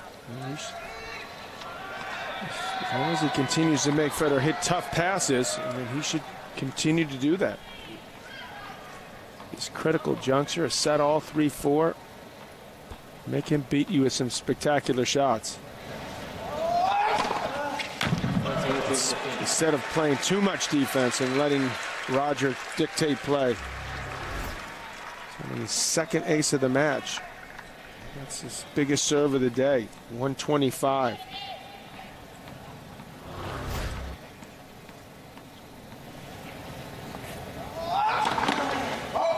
But it is curious that Djokovic aces double faults almost equal. Often more double faults than aces. He's been serving conservatively a bit. He hasn't felt confident enough to go big, so he's doing a very good job of getting a lot in. I think that's the right call. Rather than a lot lower percentage, more opportunities for Federer. He's kept that first serve up high. Above 60% for the match, and that's helped him be right there with Roger Federer. Set all 4-all. Fairly easy hold.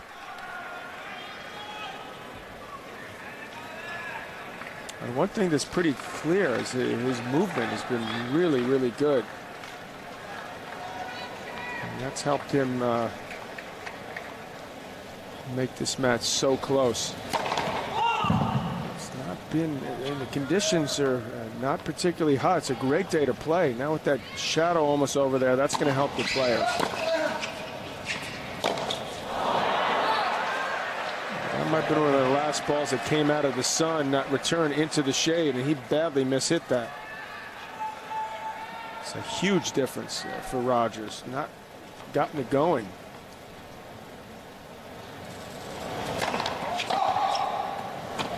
Another first serve missed.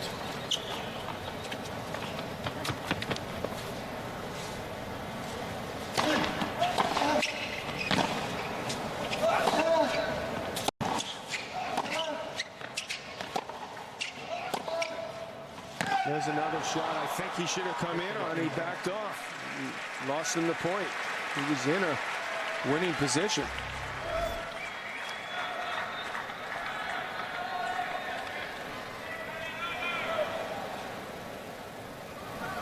So close.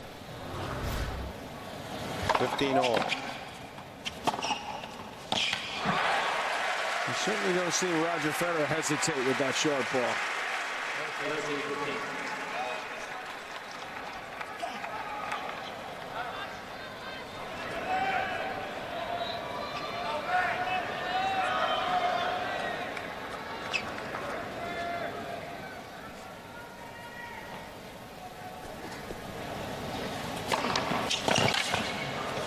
I think that looked wide. That was at best caught the outside of the line, so it's not a bad idea for Djokovic to challenge this.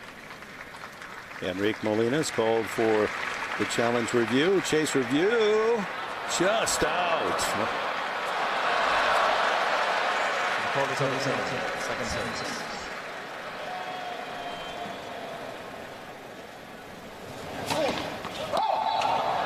It's a big shift there. When you think you've won the point off of serve and they get the chase review out, you lose that and you double fall.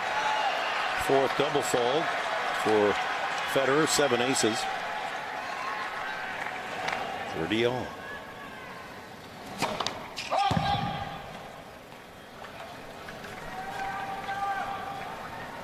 Surprised Roger hasn't taken something off the serve to get a higher percentage in.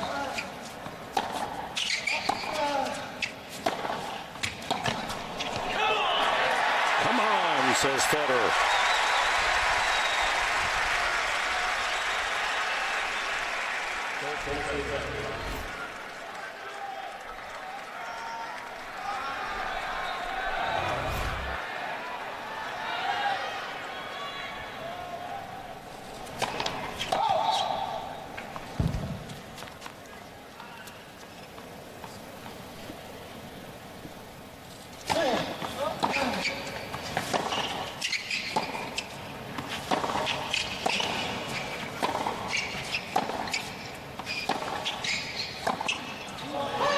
They stay on serve. Still no break points in the third set.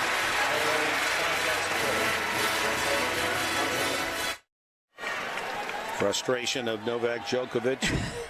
He was 2 points from the first set, and in that last game, he was 2 points from the break to serve for this set. 4-5.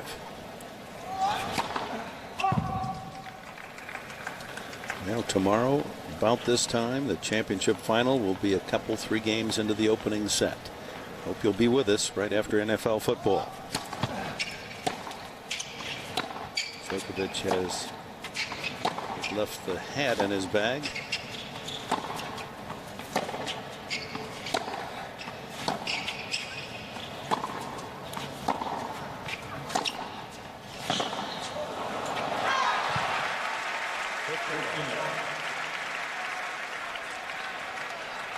It's been an amazing set here, tied at 1-1. We haven't had a single deuce game.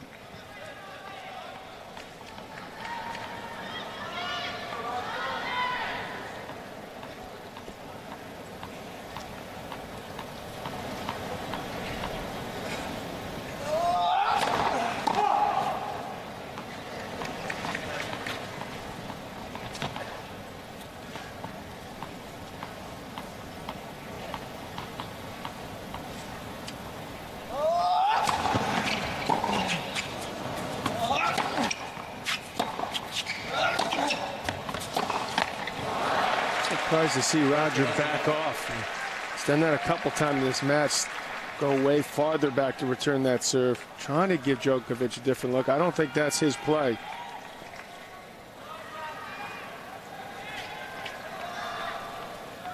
Nadal's got to be loving this right now. Just these two fighting it out, taking it out of each other. He's already recovering. Straight set win. Not a single set he's lost. These men have played nearly 2 hours. Nadal needed just a little over 2 hours to win his semi.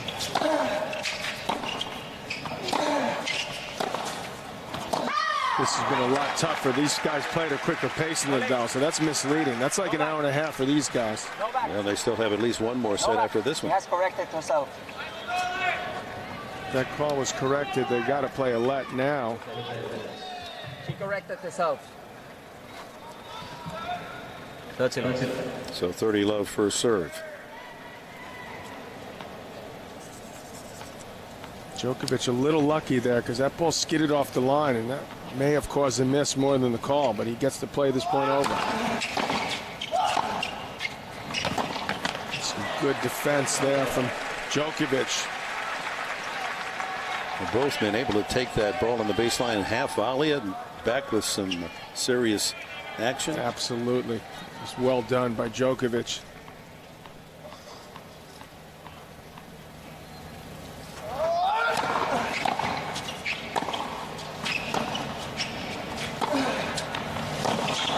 He holds in low, 5-all.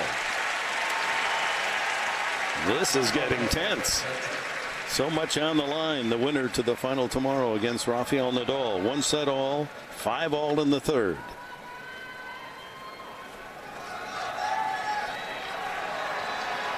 The middle set here, 6-1 to Djokovic, a rarity.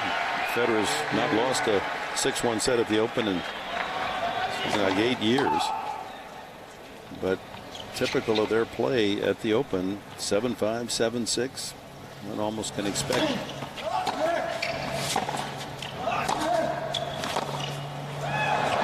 Every set to be closely contested.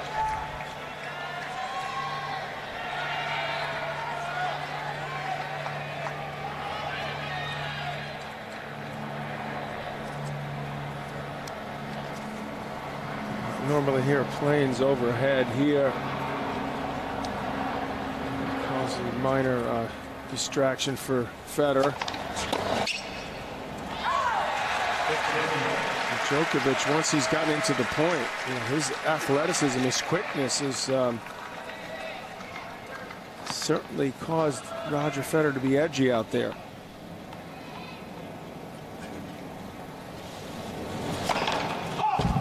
And also his excellence off the return. Rogers just can't seem to get that serve going. Still a low percentage.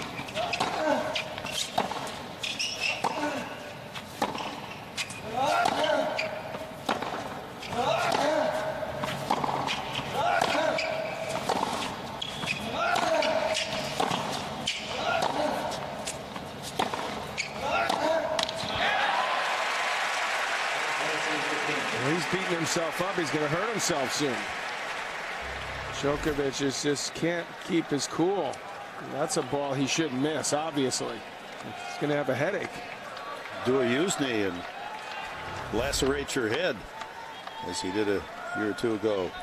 You could hear Djokovic grinding and all the effort put in his shots, and Federer just smoothly getting the ball back. 30-15.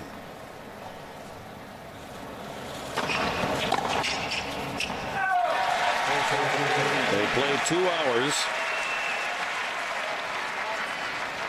Nadal in the press conference after his match said how much it was important having 3 sets match in 2 hours or a little bit more. The match always is great. I'm going to be in perfect condition tomorrow, so that's very positive.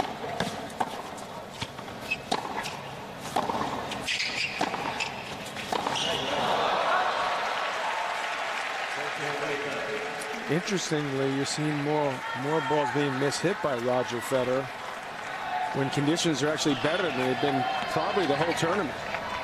You've got to credit Djokovic for a lot of that, the way he's covering the court.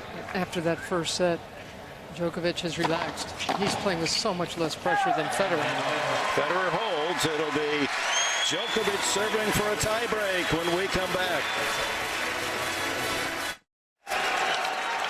Serving second in this set, Djokovic has the pressure at 5-6 to hold and get it to a tiebreak. Fans thoroughly appreciating the level of play. Terrific tennis.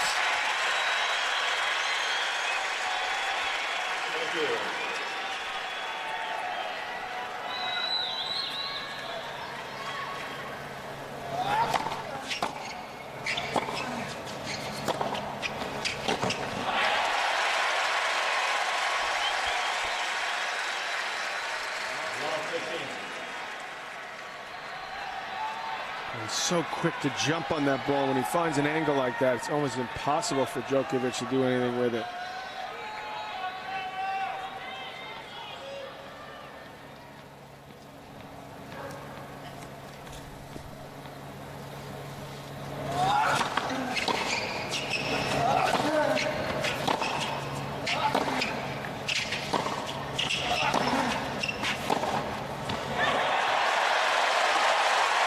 That is an incredible shot by Roger Federer. Djokovic trying to pin him, trying to get the ball up high. And he couldn't be as hurt as easily, but that ball was low. And look at this, and he senses this moment. So does the crowd. Able to really hit through that shot. 2 points from the set. Federer. Little doubt as to whom this big crowd favors.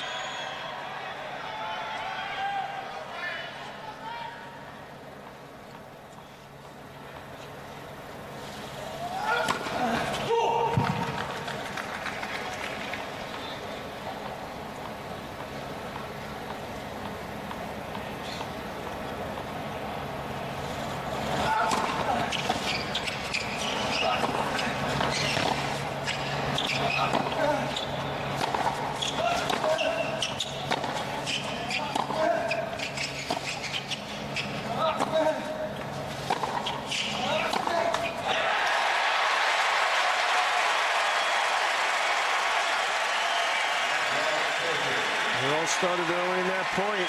Djokovic got tentative, a little defensive, and he's in big trouble now at love 40. This reminds me so much of that first set. I mean, he really had his shots, didn't he? Federer's just being Federer. 3 set points.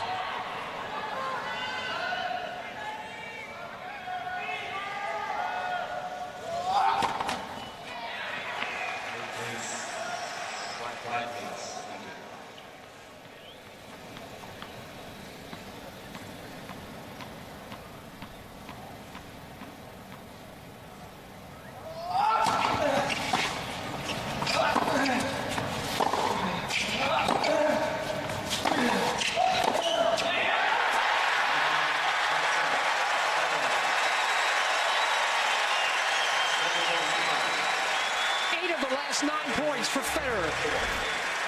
He steps up. 2-1.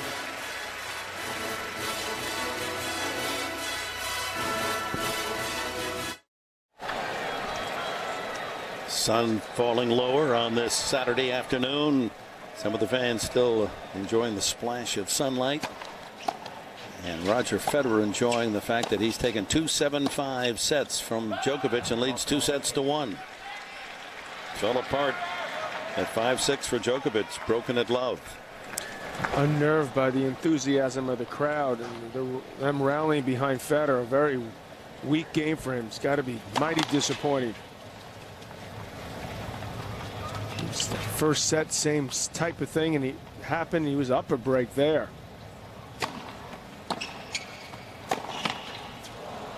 Here's a slight opening to start the 4th set, love 30. Well, this is what happened in the second, where he looked like he'd be ready to go, and Roger lost his concentration. His level of play dropped, and it turned out to be a rout for Djokovic.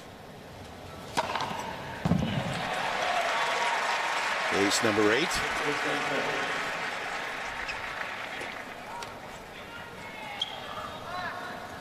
He starts to click on that serve down the middle. He'll really be tough. That's what has cost him that low first serve percentage, 47% for the match. Most of those misses down the tee.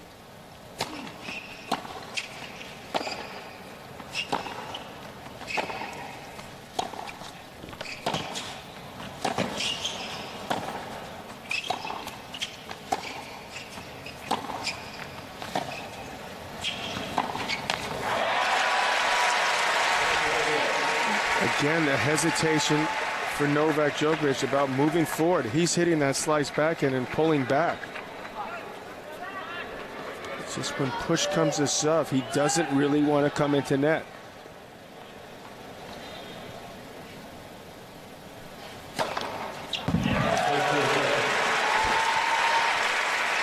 The danger with these things, if you're playing against Federer after he's just secured another set, he tends to really loosen up and plays without pressure. Surely he's been feeling it. All anyone's talked about is Federer and Nadal from the start of this very tournament, and Djokovic really did have a chance to be a spoiler in this first set. That was a little dangerous. The emotions and taking it out on himself, and the linesman goes down and he can't believe, and come on, somebody yell for me, and then, well, I just can't do it. I can't take this anymore. And out the third set he goes. He can get self-defeating because he knows how hard it is to take sets from Federer. And he knows that he's had chances all over this place today, coming within 1 or 2 points. But that little display that we've just shown you is the difference between the 23-year-old Serb and the mature 29-year-old Federer, who knows he's so good that even in the bad moments he holds it basically in. It's interesting because that was before he had lost serve, those emotional outbursts. It wasn't after. So, you know, he's feeling that pressure, and he tightened up at the wrong moments. He lets little things distract him much more so than Roger Federer. And I really do feel he deserves to feel much less pressure than Roger today. And now he's starting to hang his head. Roger said the other day, for the last 3 or 4 years, Novak has gone through me, and he hasn't been able to get it done. I just feel like at his core, Federer believes he wins this match.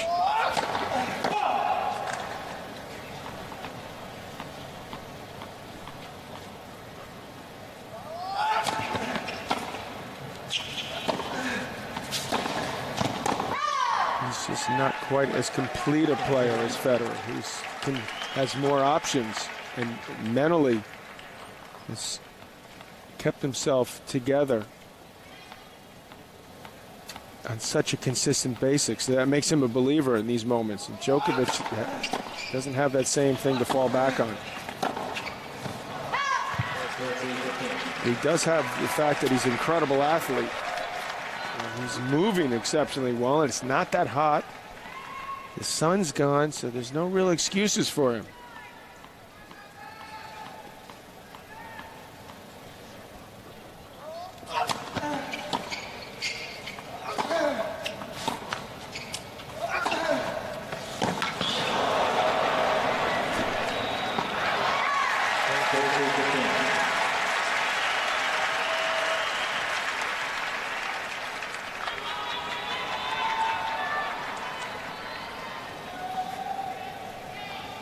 It was interesting to hear Roger Federer admit that as a young kid that he was too emotional. He would cry when he lost. How he pulled all that together, uses his emotions so positively now.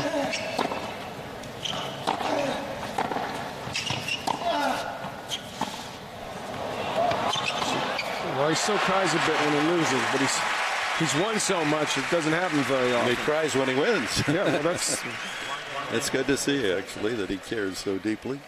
There's the match summary. What grabs your eye, Mary? Well, obviously that Roger's up 2-1 in spite of the fact that his serve isn't doing a lot of the work for him the way it normally does. And yet he's broken Djokovic 3 times. He's done a lot of good things, particularly volleying. This is exceptional play at net. Which, were he win one more set, would help him in the final, for sure. 26 for 31 at the net, Federer.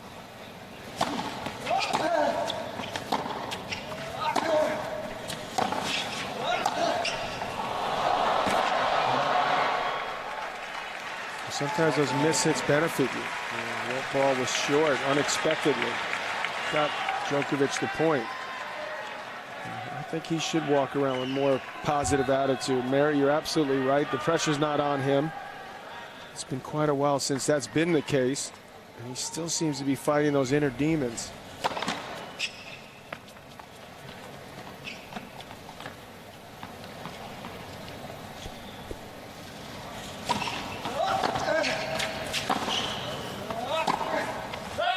He should have taken a couple steps closer. He had Federer off the court. He waited for the ball to come to him. He should know better than that. That's a bad miss for him. I would give him love 30. Rafael Nadal won the first men's semi, 6-2, 6-3, 6-4, taking out the 12 seed, Mikhail Yuzny of Russia.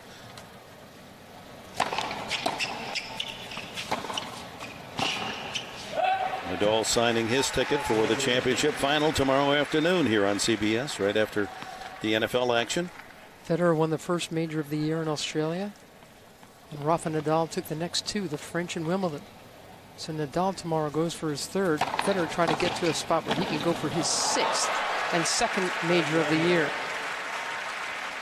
And until a few weeks ago in Cincinnati, he hadn't won another tournament after he won Australia. Well, he's obviously the only other guy who has a shot at it, but he could still finish this year as his #1 player. And he wants that. Not after this tournament, but by the end of the year, that's conceivable.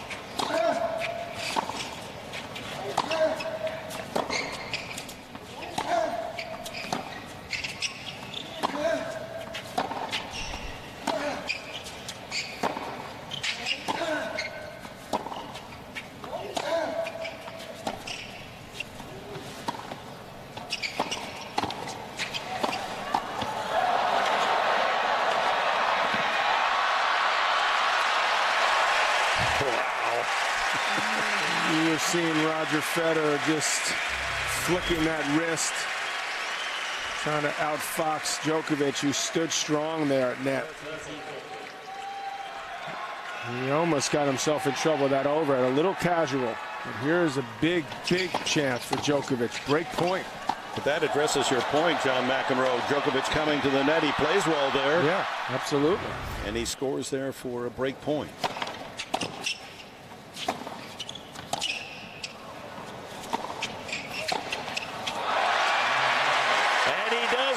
Takes the lead here in the fourth set, 2-1. CBS Sports coverage continues after this word from your local station. Novak Djokovic down 2-1 with the early break here in the fourth. Serves 2-1. Fans are conducting the wave in the upper tier. Chair umpire Enrique Molina asking them, please. S'il vous plaît.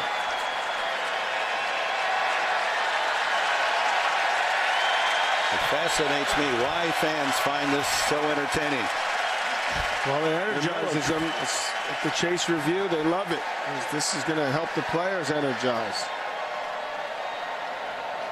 Djokovic just thanked them.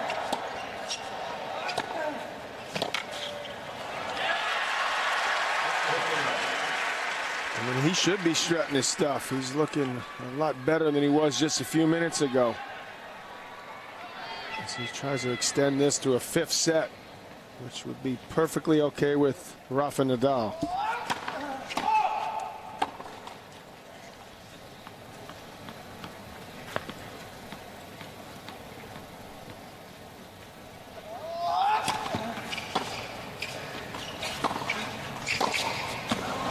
So Roger Federer wins the Australian Open. And then after that, he and his wife and their two kids, the twins, they take a 2-week vacation up in the Swiss mountains. And they decide, and this is sort of a rookie parent error, not to bring any nannies. The twins got sick. And then Mirka got so sick she had to be taken to the hospital. So now it's Roger taking care of the babies and Mirka. And then he develops the lung infection that had plagued the family, and that's why he went quiet for a couple of months there. Even during the spring hardcourt season. Remember, he played a couple of matches where he had match points and lost? So it took him a while.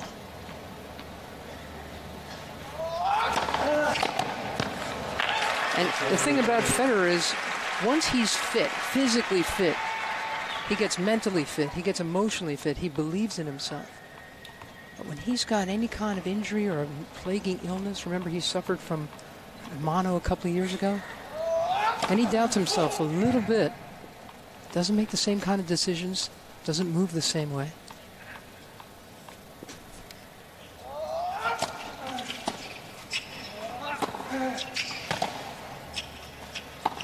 Well, that's like Djokovic when he plays in very hot weather. He starts second-guessing his condition, his efforts, his ability to last through a match. He almost lost first round. He was 2-1 in a breakdown. He's rubbing that quad doesn't seem to be particularly physically, shouldn't be a problem. 2-1 early in this fourth. I'd be shocked if that becomes an issue. He does hold, consolidates the break, 3-1 in the fourth. And tonight at 8 o'clock, can Kim Clijsters make it 3 straight for her? She won in 2005, injured, couldn't appear in 2006. Motherhood for 7 and 8, comes back last year in the third tournament on return, wins the U.S. Open. She's won 20 consecutive matches here in New York, and she'll meet Vera Savonareva for the women's title at 8 o'clock tonight. Well, certainly going as a big favorite, but don't forget Vera Savonareva has beat her the last couple times they played, including the Wimbledon quarterfinals.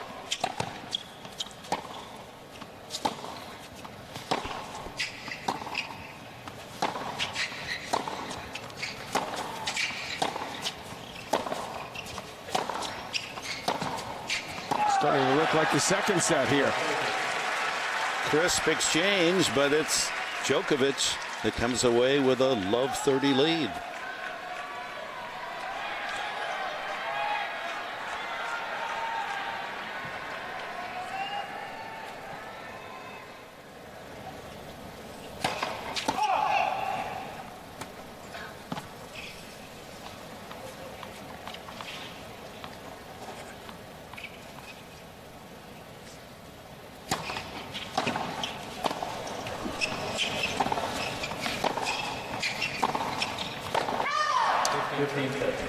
I'd like to see him coming. He had a great return. His short reply by Federer.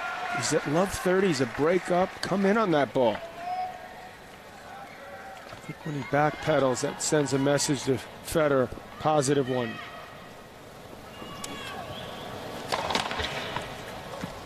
And he oftentimes then tries to overhit because he feels like the point should have been over.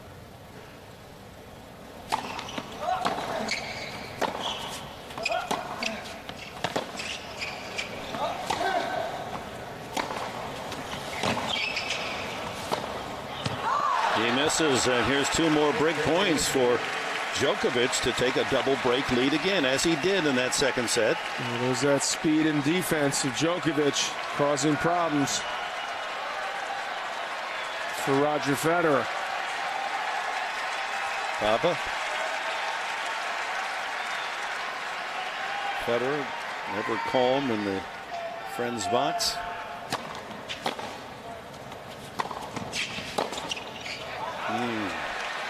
Djokovic guessed right. He had a pretty good look at that passing shot. Another point for Djokovic. Break point for 4-1.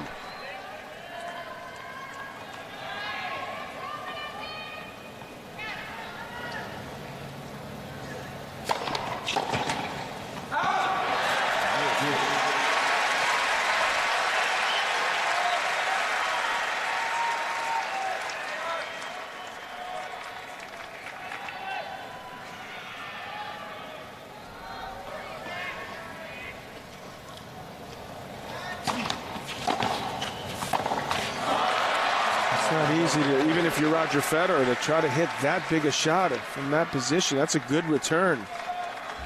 He's again gone flat here like he did in the second. That ball was, he didn't move too well to get himself in that position. Third break point.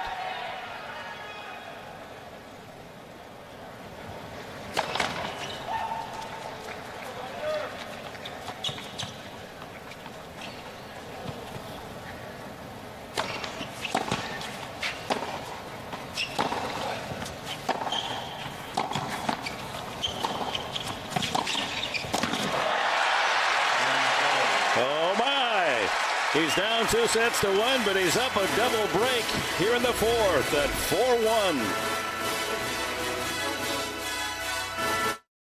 4-1. If you're just joining us here at the largest tennis arena in the world, Arthur Ashe Stadium at the USTA Billie Jean King National Tennis Center, Roger Federer, 5 times a champion here, been in the finals the last 6 years against Novak Djokovic, looking for his first U.S. Open title. He did make it to the finals 3 years ago and lost to Federer in straight sets.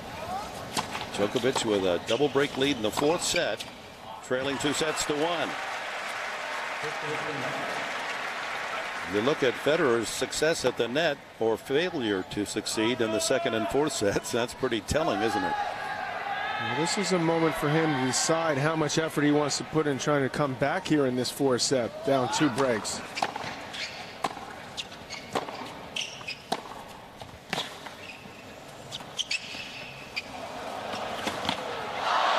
Especially when he gets down 30-11 in a game. I'm sure you'll see him shorten the points and go for more, because he's going to need to conserve some energy for that 5th and final set. Doesn't miss many of those, does he? That was the play. Go right after him. Try to get Djokovic uncertain and to back off a little bit. The net, where he hasn't been there nearly as often, but he's done well when he has gone to net.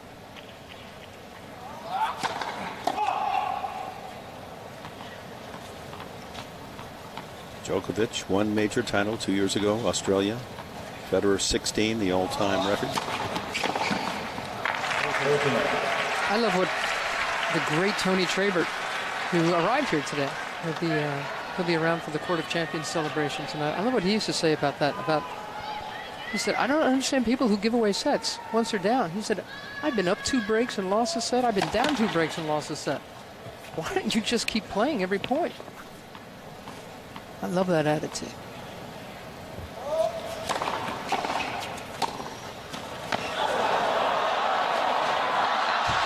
Well, he just gave away that one. He sure did. You got to know what you got left in the tank, Mary, though. Well, I think Tony always was fit enough to have plenty. Well, maybe he is. He's just turned 80. He's looking great. But you got to know yourself and what you're capable of. And also, it's not easy when you're playing someone this good to come back from that deficit. I suppose he loves Nadal then, because he seems to play every point. Yeah. Who doesn't? Who doesn't? That's right. He never considers him out. And the weight of that you know that no matter how far down Nadal is, he's still coming at you. This is still an important game for Federer, however, to hold, so that if Djokovic wins it on his serve, that Federer would open the final set on his serve. Well, he's not going to throw the set, but he will try to make that extra effort early in the game. We'll see. And, Djokovic serves at 5-2.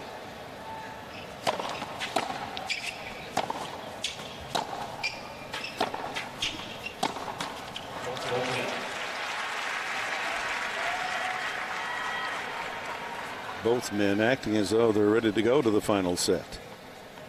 Nadal won in straights.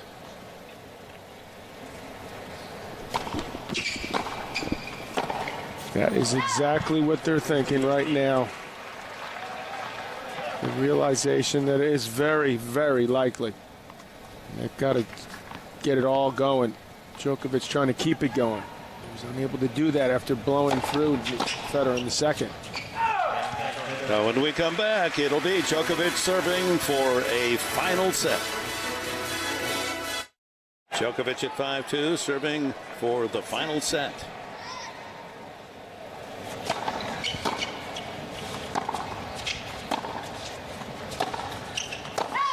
Playing with the luxury of a double break lead.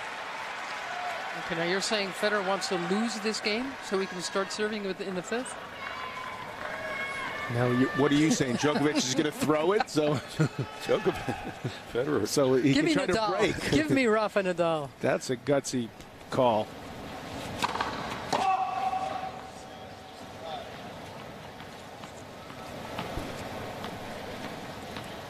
I would think Djokovic dare not get too relaxed here.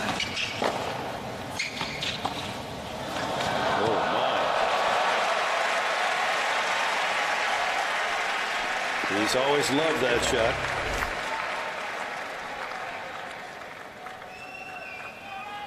Well, I'm saying that at 5-all in the 5th, he would have made more of an effort for that. That's a good call.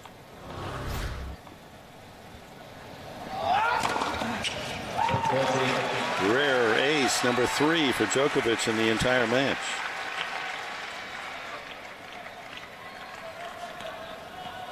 His body may be in the fourth set, but Federer's heart is looking ahead to the final set.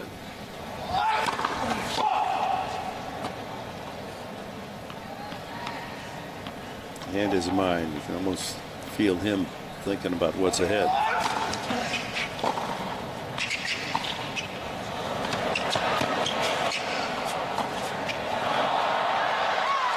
Djokovic doesn't want to rub it in too much, or he might get him upset. He might start trying a lot harder. Might blow it, because Federer probably could have put away that ball, and he hit him back just to put me out of my misery. He won't do it. Incredible.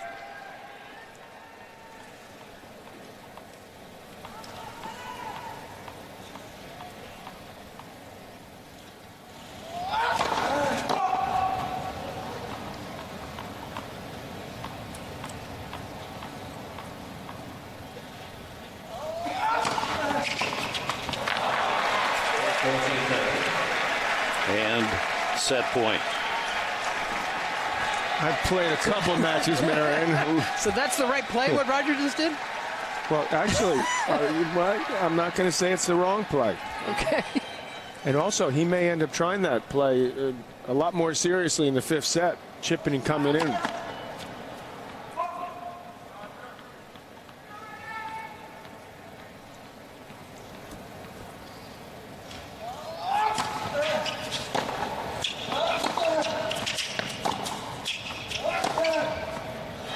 After 2 hours and 36 minutes, Federer and Djokovic will play one set for the finals. Deal 'em. One set for the finals. Federer leads off. 2 lopsided sets won by Djokovic. 2 tough sets to Federer, who opens his final set with an ace. Remember, they play a tiebreak in the decisive set here at the U.S. Open.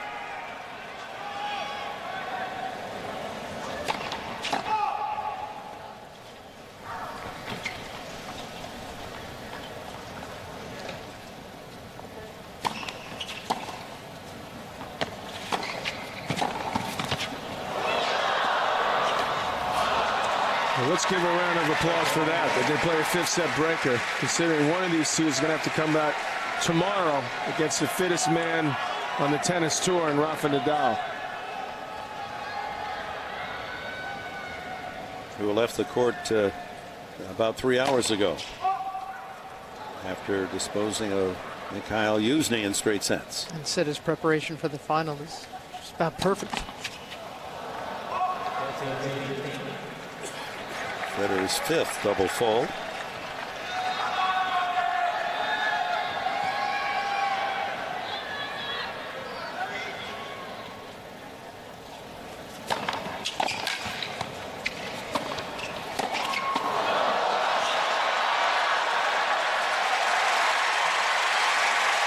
Well, the crowd is really rallying around Roger Federer now, hoping that they'll finally see that Nadal-Federer final.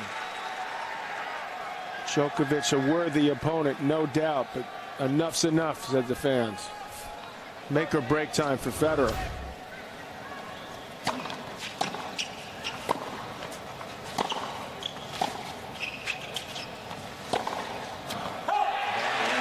He holds to open this final set.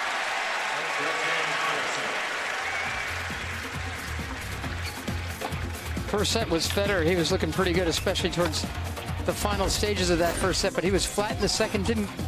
So flat he barely got into the net, and Novak Djokovic took charge early in so many of those points. And then the third set. Third set was awful close, so got to the end, and Djokovic tightened up and let the pressure get to him. In the fourth set, it appeared Roger Federer relaxed again, and Djokovic had plenty of energy there. Even when Roger did get to the net, he wasn't moving tight enough. It looked pretty snappy in that first game, though. He's definitely lost a little bit, but he's got a world of experience to fall back on here.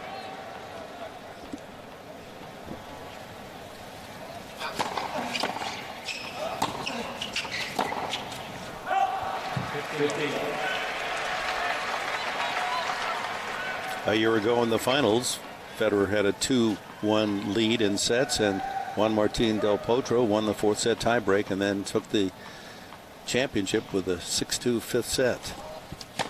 Roger had won, what, 40 in a row? 40 in a row at the time. At the U.S. Open.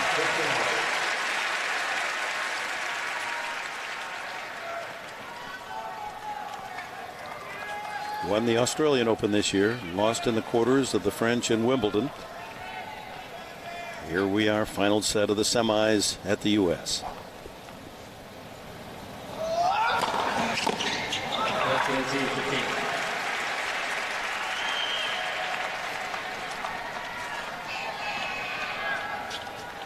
There hasn't been a lot of strain so far for Djokovic off that serve. It hasn't caused many problems, and that's been a big plus for him.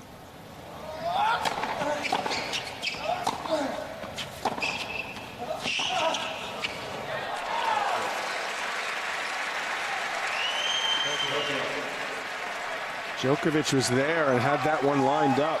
It just needed a little bit more topspin.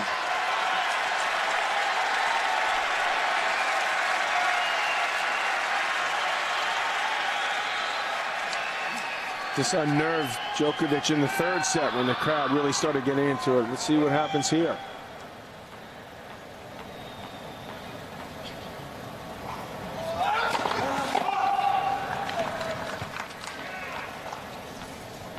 He does have a tendency to rush on that second serve.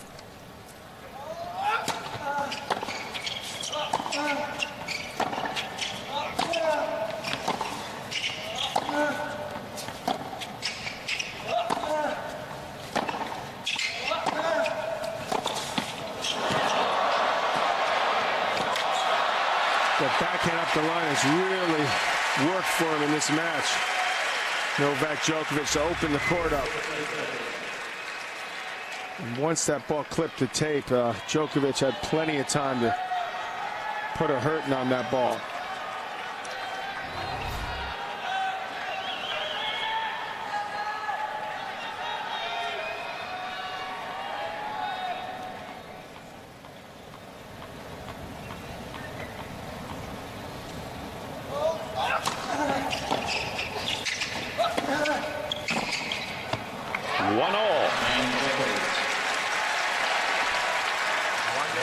You can take the U.S. Open with you in the palm of your hand. Download the official U.S. Open iPhone app with special features from American Express. Visit usopen.org for more information. American Express providing earpieces and radios to follow our commentary as they watch the match here at Arthur Ashe Stadium Court.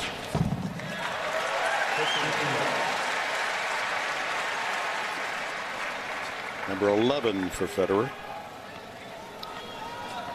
Well, that's expected. His serve is picked up, and he's going to need it here in this fifth set.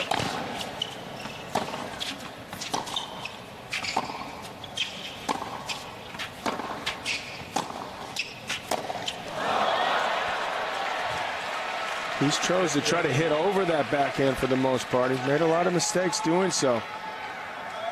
Tough to time that just right. Djokovic uses a lot of spin, and he can flatten the ball out as well. Surprised he hasn't used that slice more often. That was Federer's 48th unforced error, 20 more than Djokovic.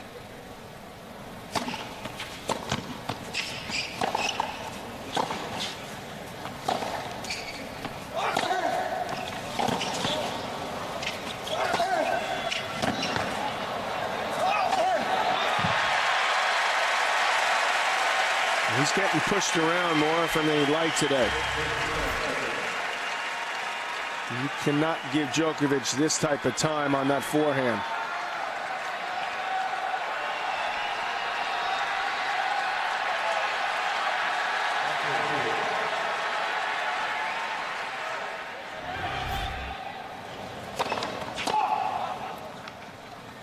.15:30 opening for Djokovic, second ball.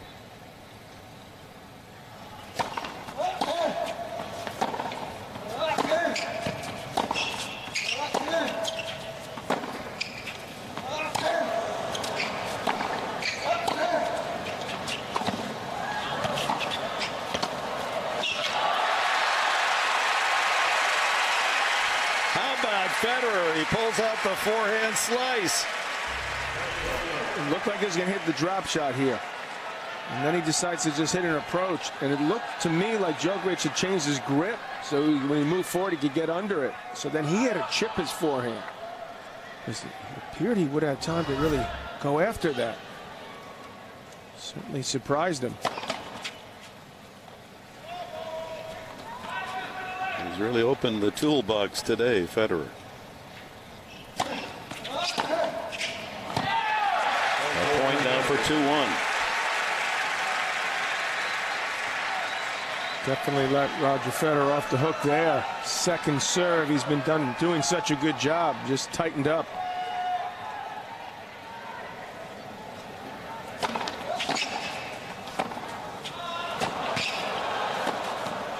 Boy, that's great scrambling on defense by Djokovic.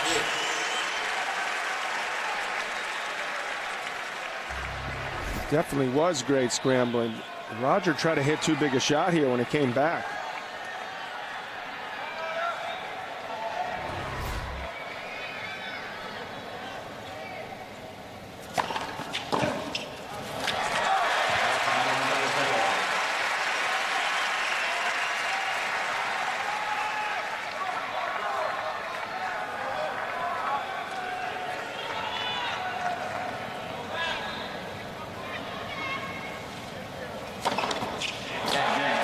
Secures the game. They're on serve. 2-1. Final set.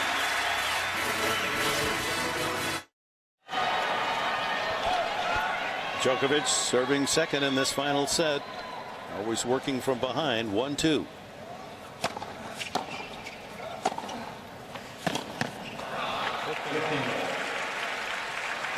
We mentioned earlier that Sloane Stephens, a teenager from San Pedro, California, lost in the singles semifinals, but she and Timea Bobas of Hungary won the doubles. So an American girl winning a U.S. Open doubles title. Congratulations to Sloane Stephens. And tomorrow, Jack Sock from Lincoln, Nebraska, Dennis Kudla, Arlington, Virginia. 2 Americans play for the boys title of the U.S. Open. Those always hurt. Only the third of the match.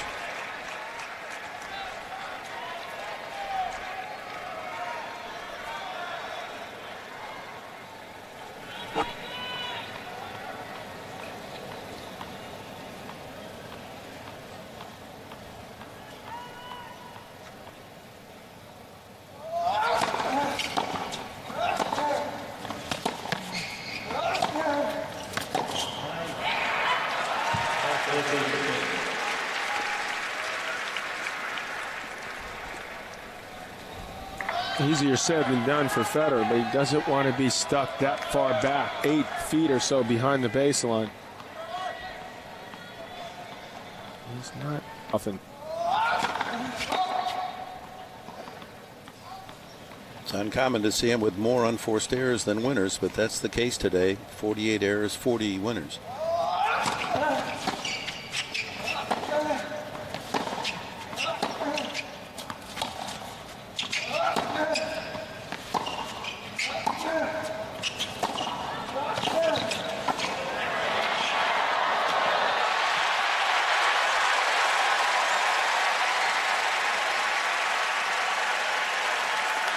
Well, the excitement of the U.S. Open men's semifinals on Super Saturday, and Novak Djokovic and Roger Federer in this final set at 1-2, 30 all with that point from Federer.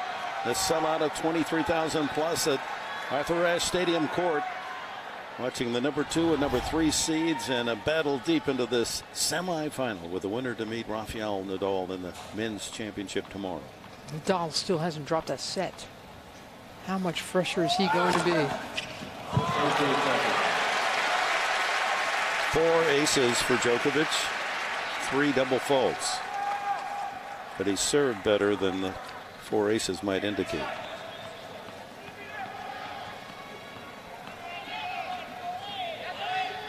Point to even this final set at 2-all.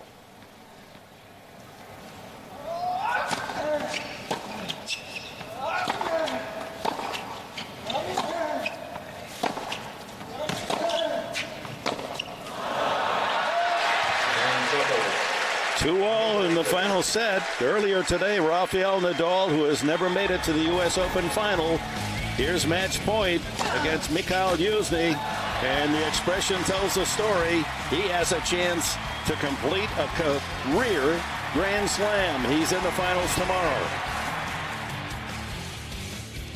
And how do you pick either one of his potential opponents? Will it be Djokovic? Will it be the 5-time champion Federer?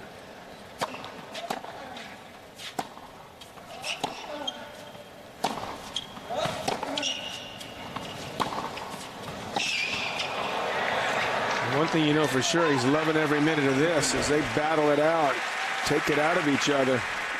They'll have less left in the tank, either one of them, to play Nadal. 6 minutes shy of a 3-hour match.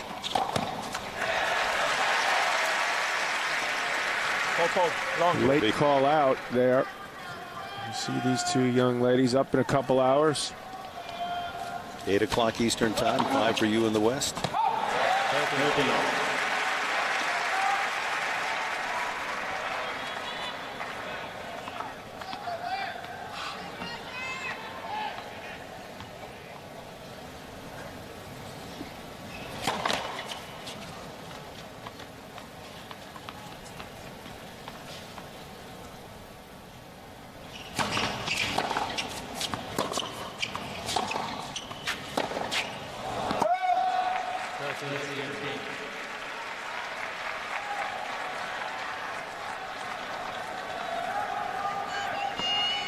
It's his 50th unforced error.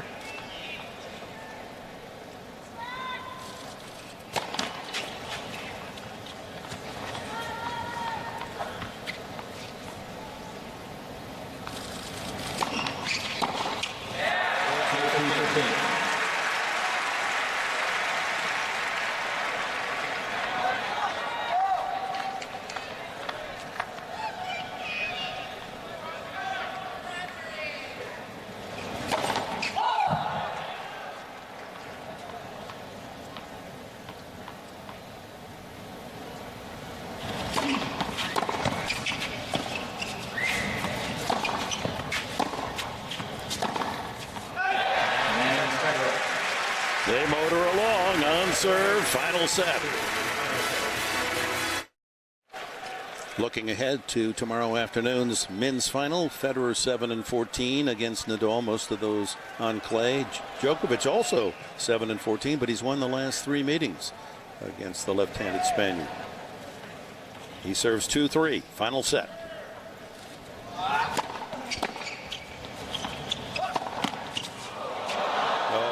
That's the third net court winner that's gone for Djokovic in the match today. You better believe most of those were on hard courts when Djokovic beat Nadal. And as we move to the nitty-gritty, you hate to see points won that way, although Djokovic will take it any time.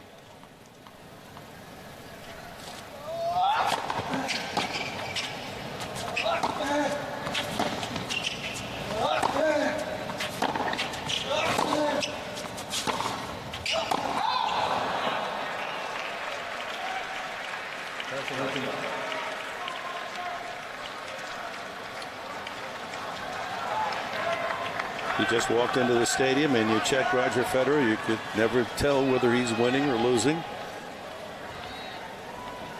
Rarely shows emotion.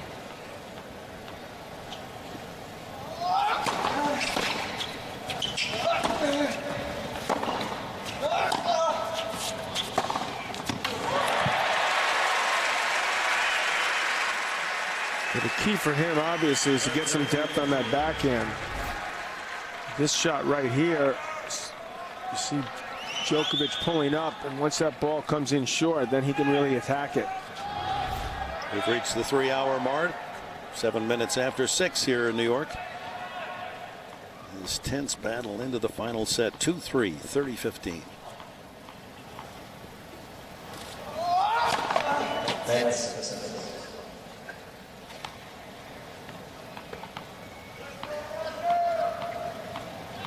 More winners, more errors.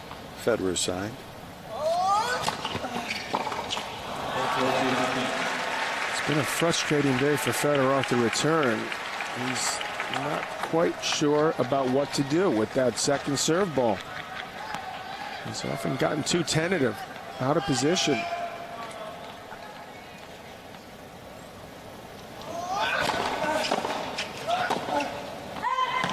Our coordinating producer of tennis, Bob Monsbach, our director, Bob Fishman, and all our technicians, cameramen, camerawomen, all of us at CBS Sports. Hope you're enjoying the sounds and sights of the 2010 United States Open around the world. What a semifinal. Another point for 3-all, Djokovic.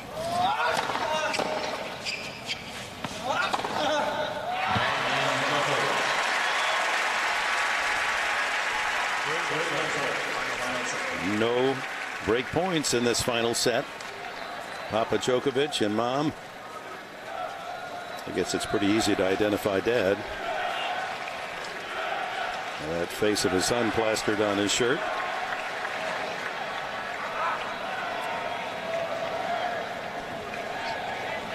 Serbian cheering section, or was that the Swiss?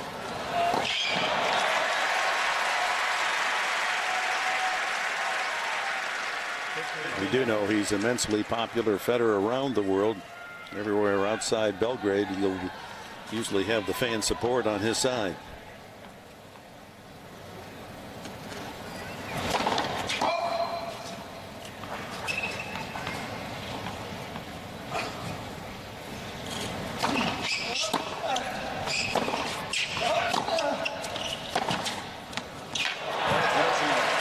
A fantastic shot.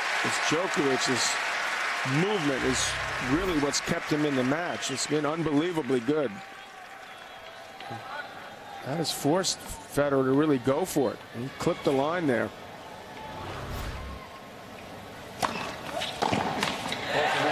Another great serve out wide.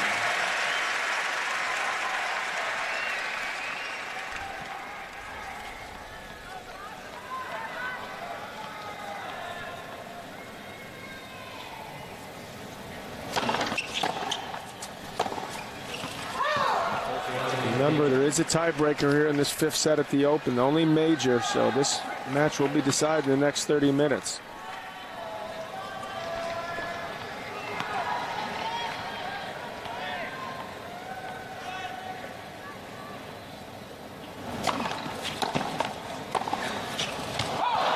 Big return. Djokovic gets a lot of balls back. He's very, very good at making you work off your serve.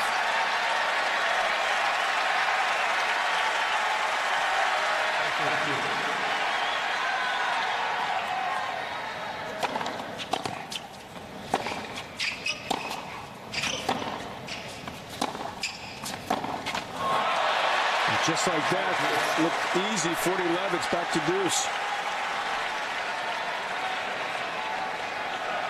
3-all, deuce in the final set.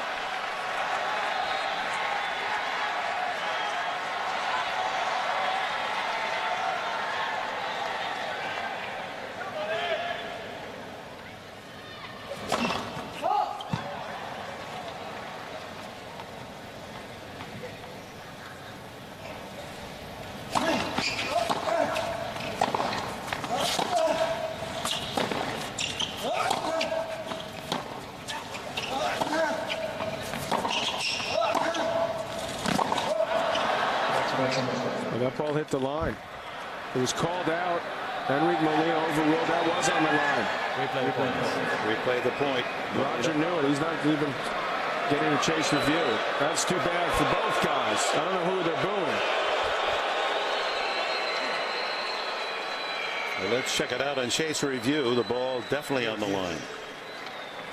It was called out.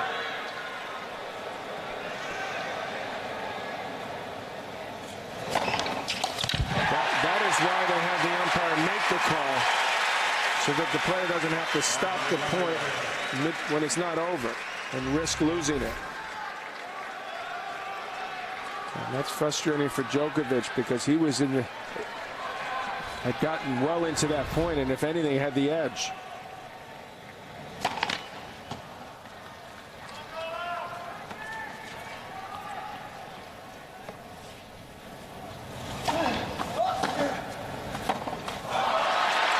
Another excellent return angled by Djokovic. Longest game of this final set, a couple of deuces. Adding to the nerves of 23,000 that surround this giant stadium.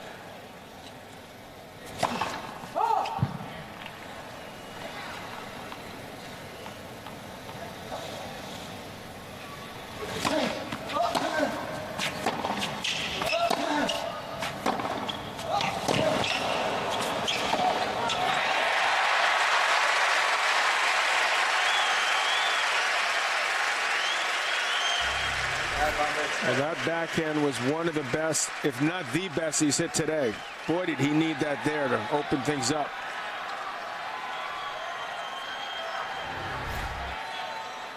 This crowd so invested into this semifinal.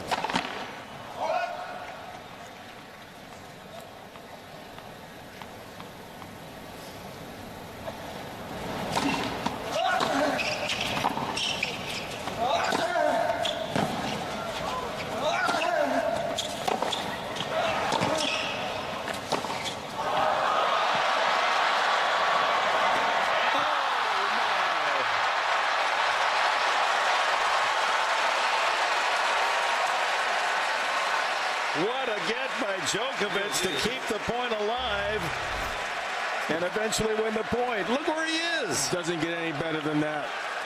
Very few guys could have even gotten close to this ball. I don't know if the wind caught that, but he was not in position to hit it the way he wanted. Still a spectacular effort by Djokovic. Third deuce. He's breaking away from Federer, and then he tried to change that direction on the run.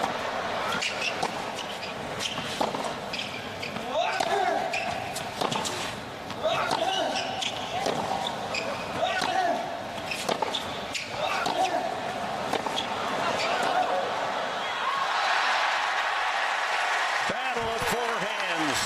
Winner, Federer.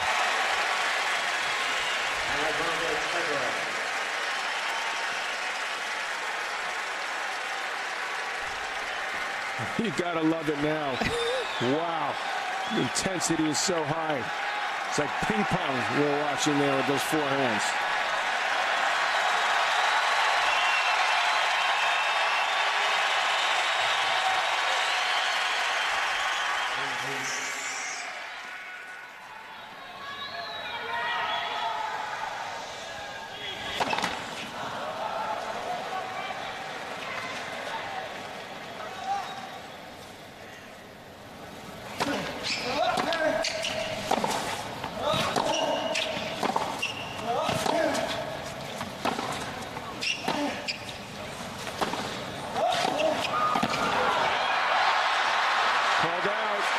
Called out. He's going to be challenged.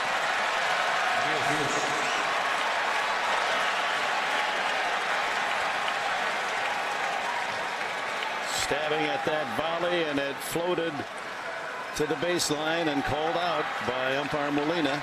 Actually, Roger did not challenge it. Saw that mark. Chase review confirming it's another deuce point.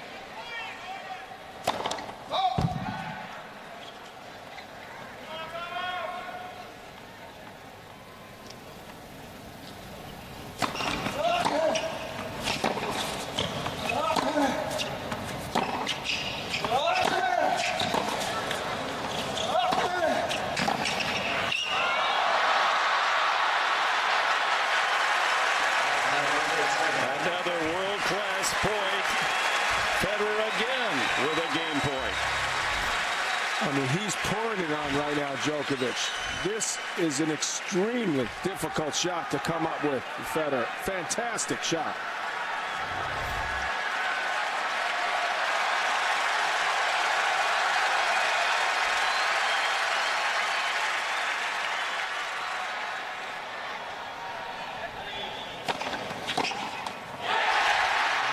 As I said earlier, that's entertainment.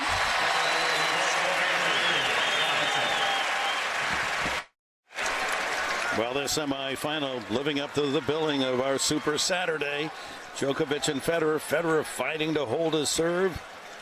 3-4 now. Djokovic on the line. Women's final, 8 o'clock tonight. Zvonareva of Russia. Kleisters of Belgium. Looking for her third straight U.S. Open in which she has appeared. What's left for Djokovic? He seemed really weary as he went to the chair after that last strenuous game. Oh, boy. Got off a depth charge of a forehand there. You can't possibly hit it better than this. This is 3 hours and 13 minutes in.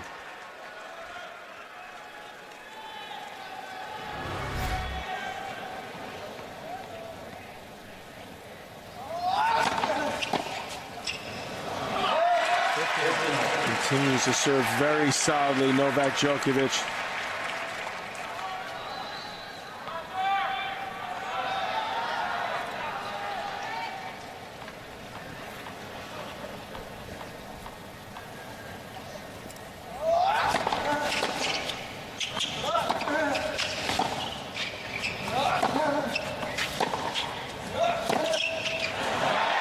One of the best matches I think he's played this year, Djokovic. He's still might not win it. In trouble now at 15-30, 3-4 in the fifth.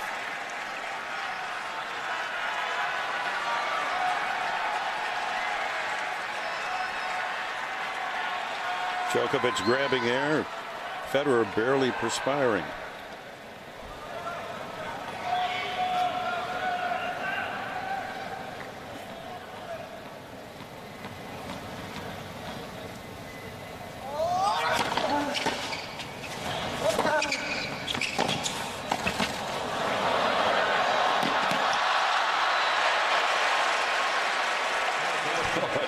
Federer, as he raced across court, just loading up that backhand, couldn't clear the net. This would have been break point for Roger had he gotten this over.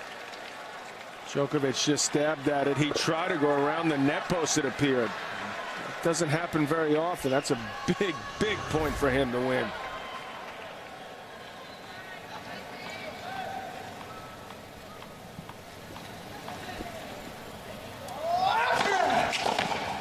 Wow. That would have been break point so he could serve for the match.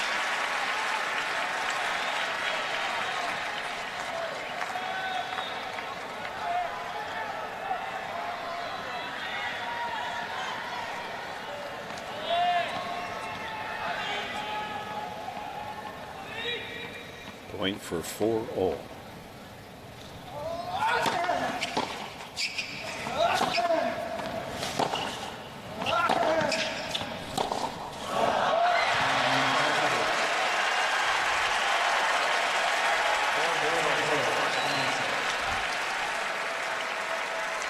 Number 2 seed, longtime number 1, Roger Federer, now 29 years of age, seeking his 6th U.S. title against the young 23-year-old Serb, Novak Djokovic, endeavoring to get to his first U.S. or second U.S. final and first title of the Open.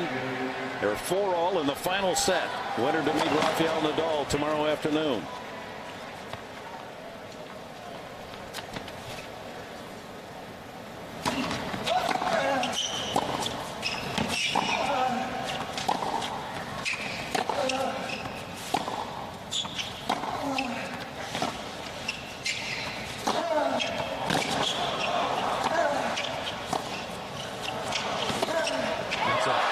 Big-time shot.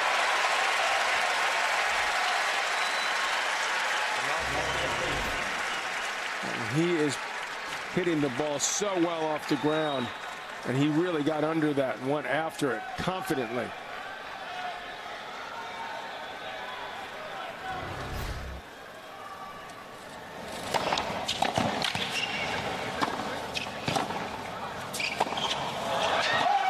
That ball was called out. He's going to be challenged. That was very, very close. Ball was called out. if out. A low 30 advantage to Djokovic. Here's the chase review. It's in. a Swiss kiss.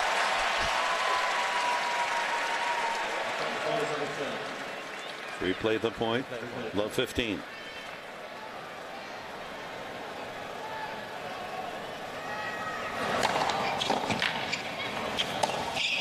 Miss hit winner.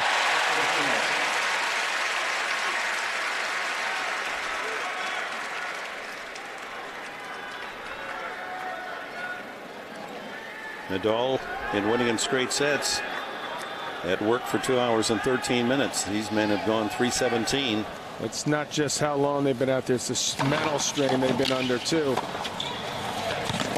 That accounts for some serious fatigue as well.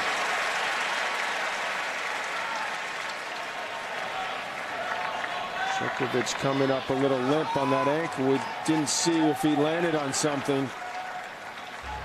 Okay, Novak. Novak. Let's take a look as he moves back to try to do something with this ball. And he did, well, he's just that slide on that court. Got to put a strain on those ligaments.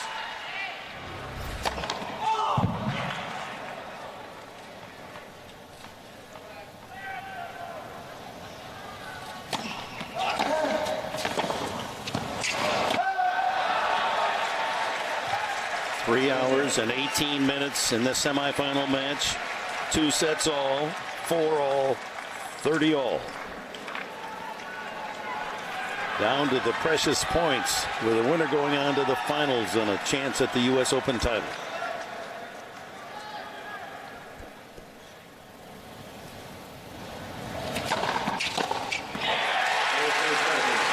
It's not a serve you see a whole lot anymore, but jammed right into the body. A beautiful serve. Totally caught him by surprise.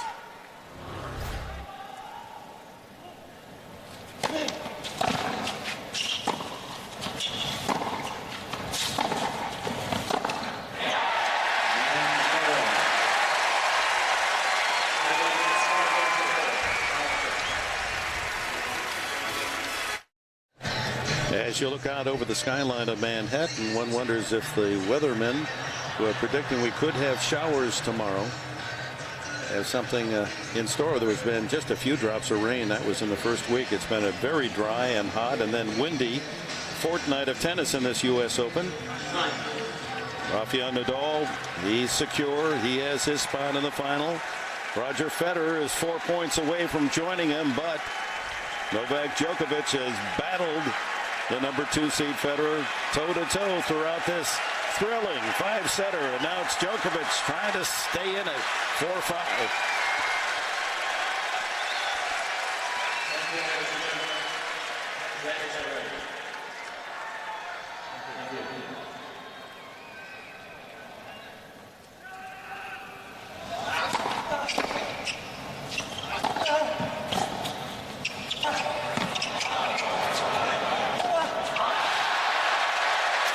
Mercy.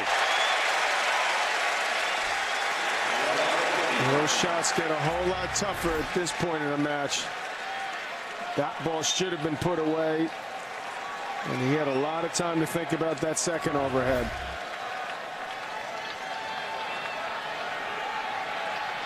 Out of the corner of his eye, he must have seen Federer racing to cover the right side of the court.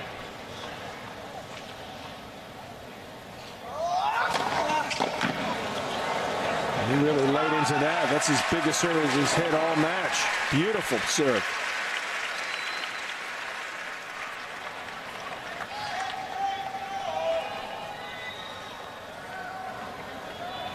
Look at Mom.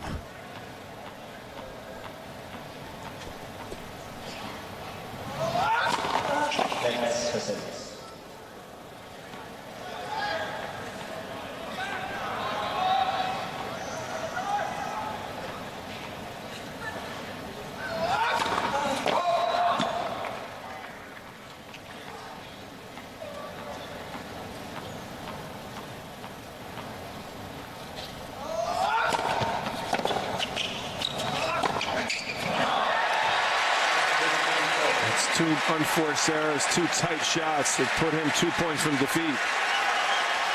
Missed overhead, and now this missed backhand.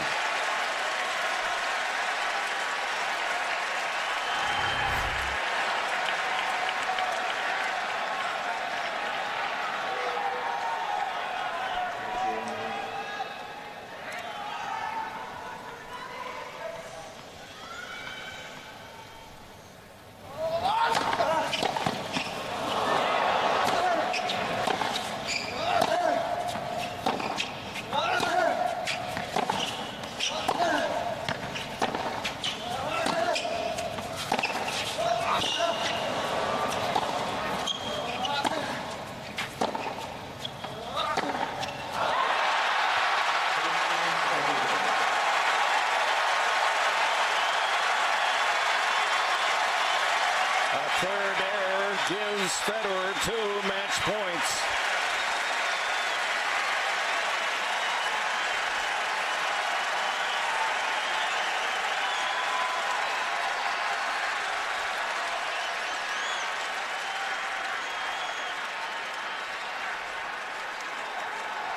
Thank you. Quiet, please.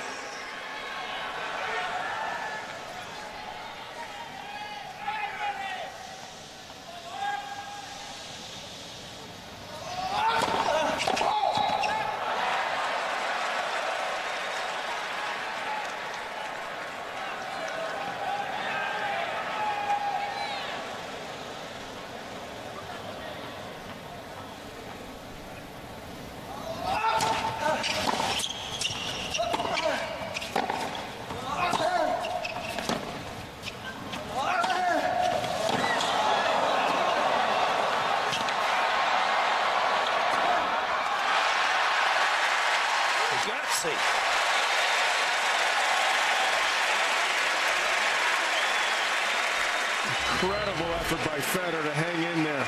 Made him hit a couple extra balls. Well, what was he thinking right about now, Djokovic? That is a big-time effort there, but he's still got match point.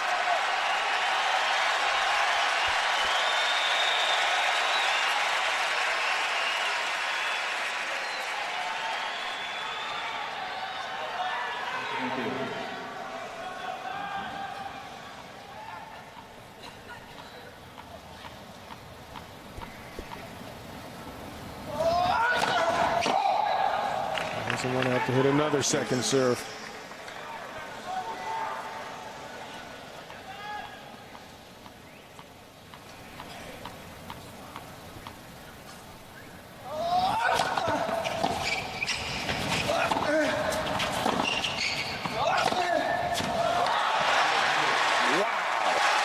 Rips the forehand winner to wipe away a second match point. Well, that is a beautiful thing right there. That's his bread and butter. That's what's got him that slam title and 3 in the world his past 3 years. That forehand is amazing.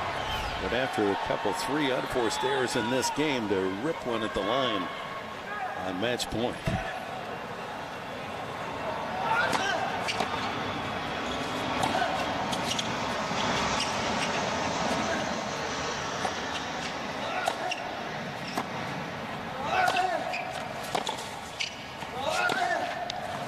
That hit both lines, it appeared. Unbelievable.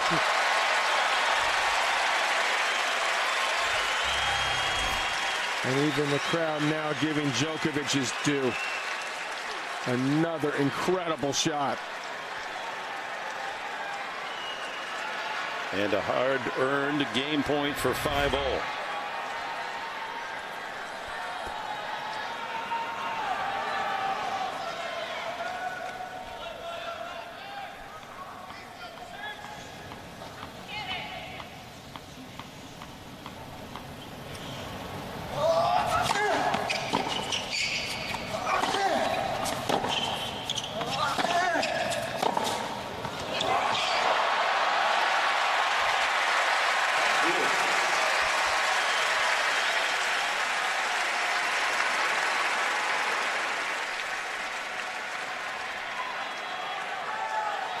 The elite quality of the play of this semifinal to be embraced, and we're enjoying the top match of this entire championship by far.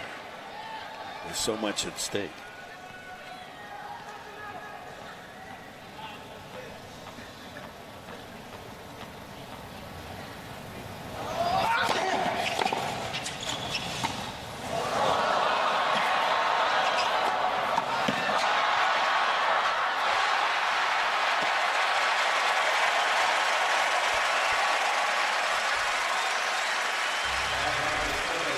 He loves that play, but that is still gutsy. Wow. And he stuck with it here. He didn't panic. And that would have been very, very easy to do so.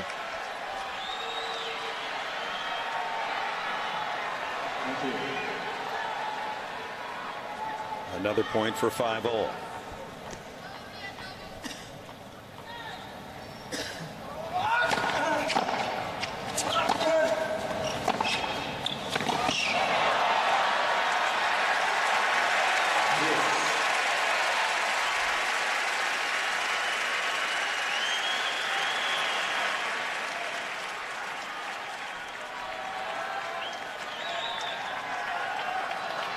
Djokovic thought his serve was out, and he hesitated.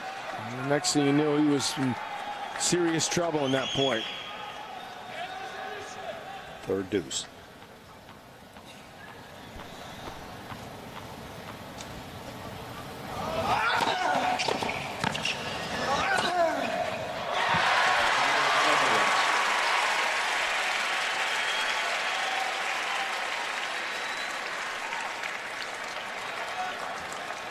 He has come up awful big with that forehand. That is gutsy again to go to the Federer forehand. You better hit it well.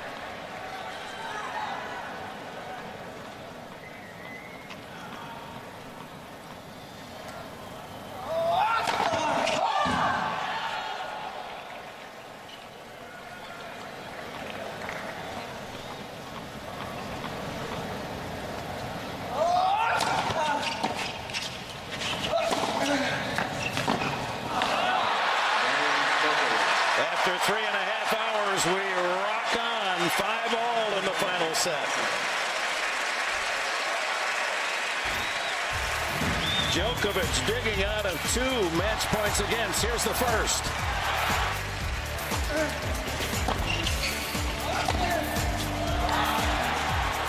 And the heart and guts to go for the line of that forehand to cleanly erase another.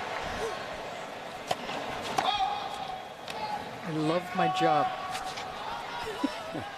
It's just...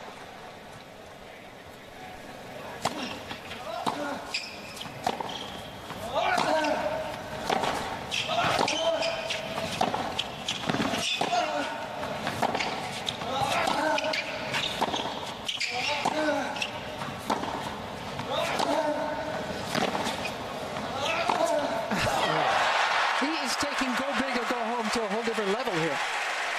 Another stirring rally by these two athletes after 3.5 hours of tense play. The quickness that he's still showing and the willingness to go for it at just the right moment has got his box standing up. I mean, it is amazing how exciting this 5th set's been. Once again, should it get to 6-all, they'll play for the championship final in a tiebreak. It's good for the players. It's good for the fans. That's why they're so pumped up. The energy is going to be so high to the end of this match.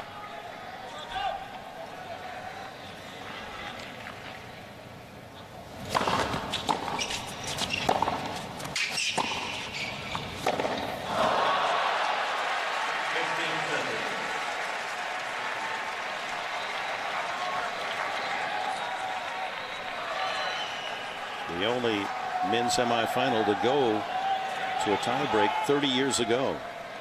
McEnroe and Connors.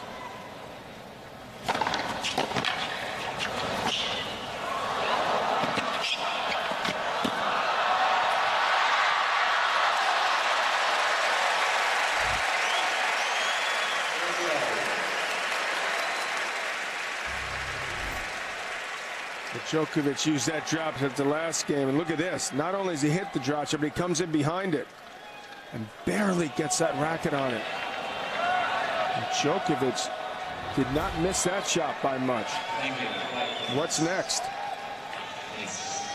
5-all, 30-all final set. He just makes you hit so many balls, gets so many returns back, Djokovic. Federer had 2 match points in the last game. Now it's Djokovic with a break point to take a 6-5 lead.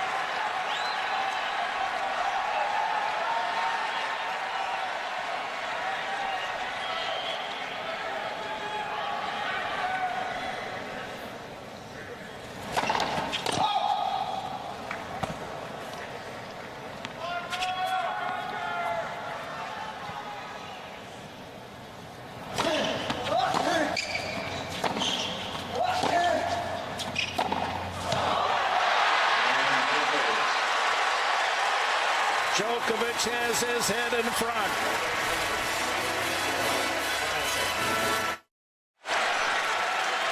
Novak Djokovic has earned the chance to serve for this semifinal and a spot in the final tomorrow against Rafael Nadal. That was the first loss of serve in this final set after Federer the game before had 2 match points on Djokovic's serve. Djokovic 4 points away from the final, and Federer digging in.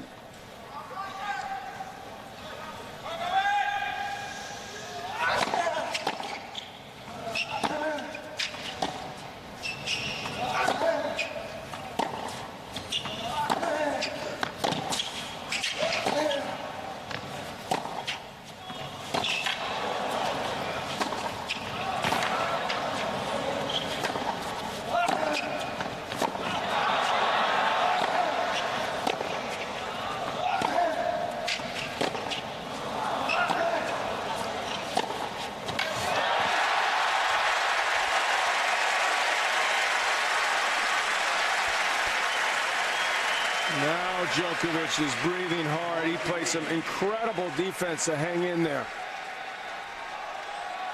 Looked out of the points 3, 4 times. And that his mouth is wide open. Got those nerves flying around. They've been on court 3 hours and 38 minutes. Lose the first point like that.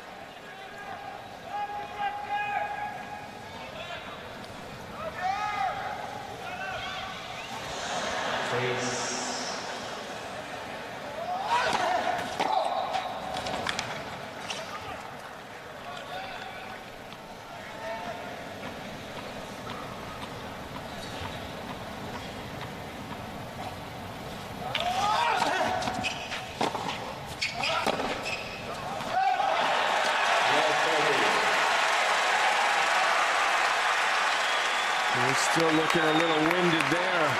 Cost him another point.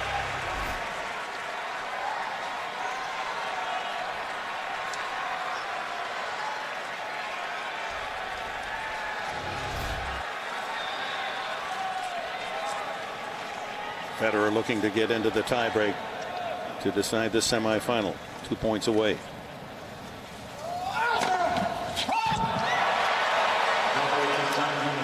Ball was out, and the challenge by But it was Djokovic. close. He's got to try to challenge. They're giving some more time, if nothing else, to get a little air in the lungs. Chase review shows that it was indeed wide, but he did buy some time.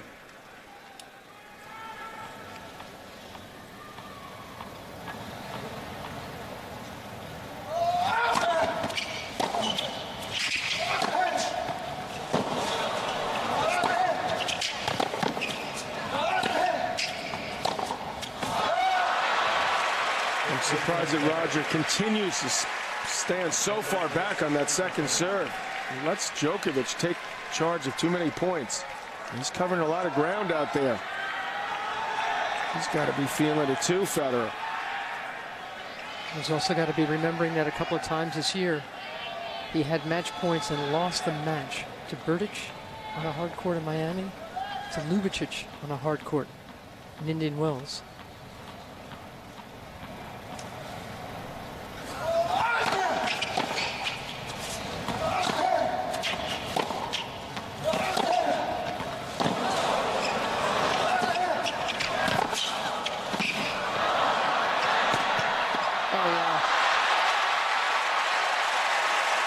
Djokovic has beaten Federer 4 times on hard courts, but never here, not at the Open.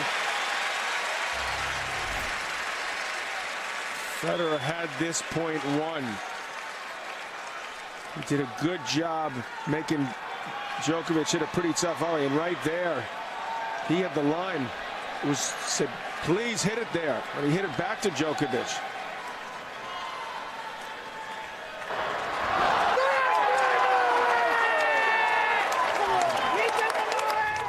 No lay, they shout. It's nickname.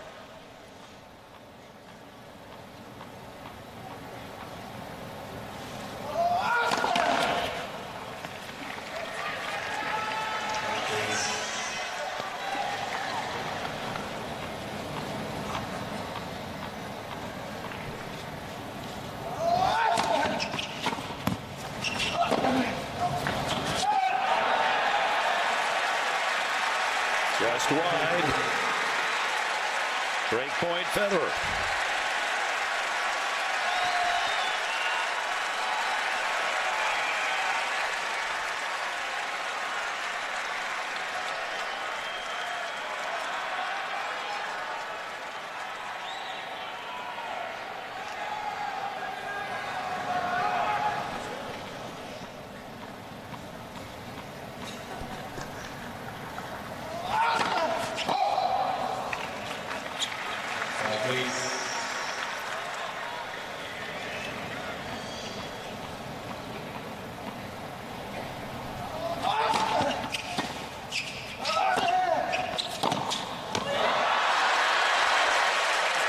His willingness to go to Rogers' forehand has been big for Djokovic to get himself in this position, 2 points from the U.S. Open final.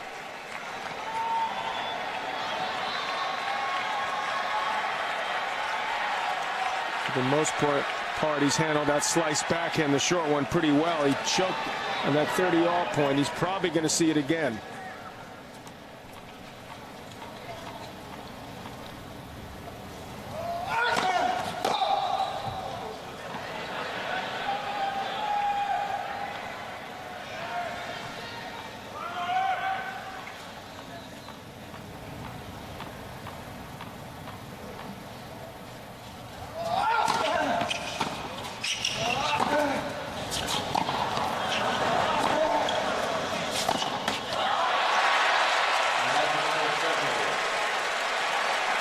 Novak Djokovic match point.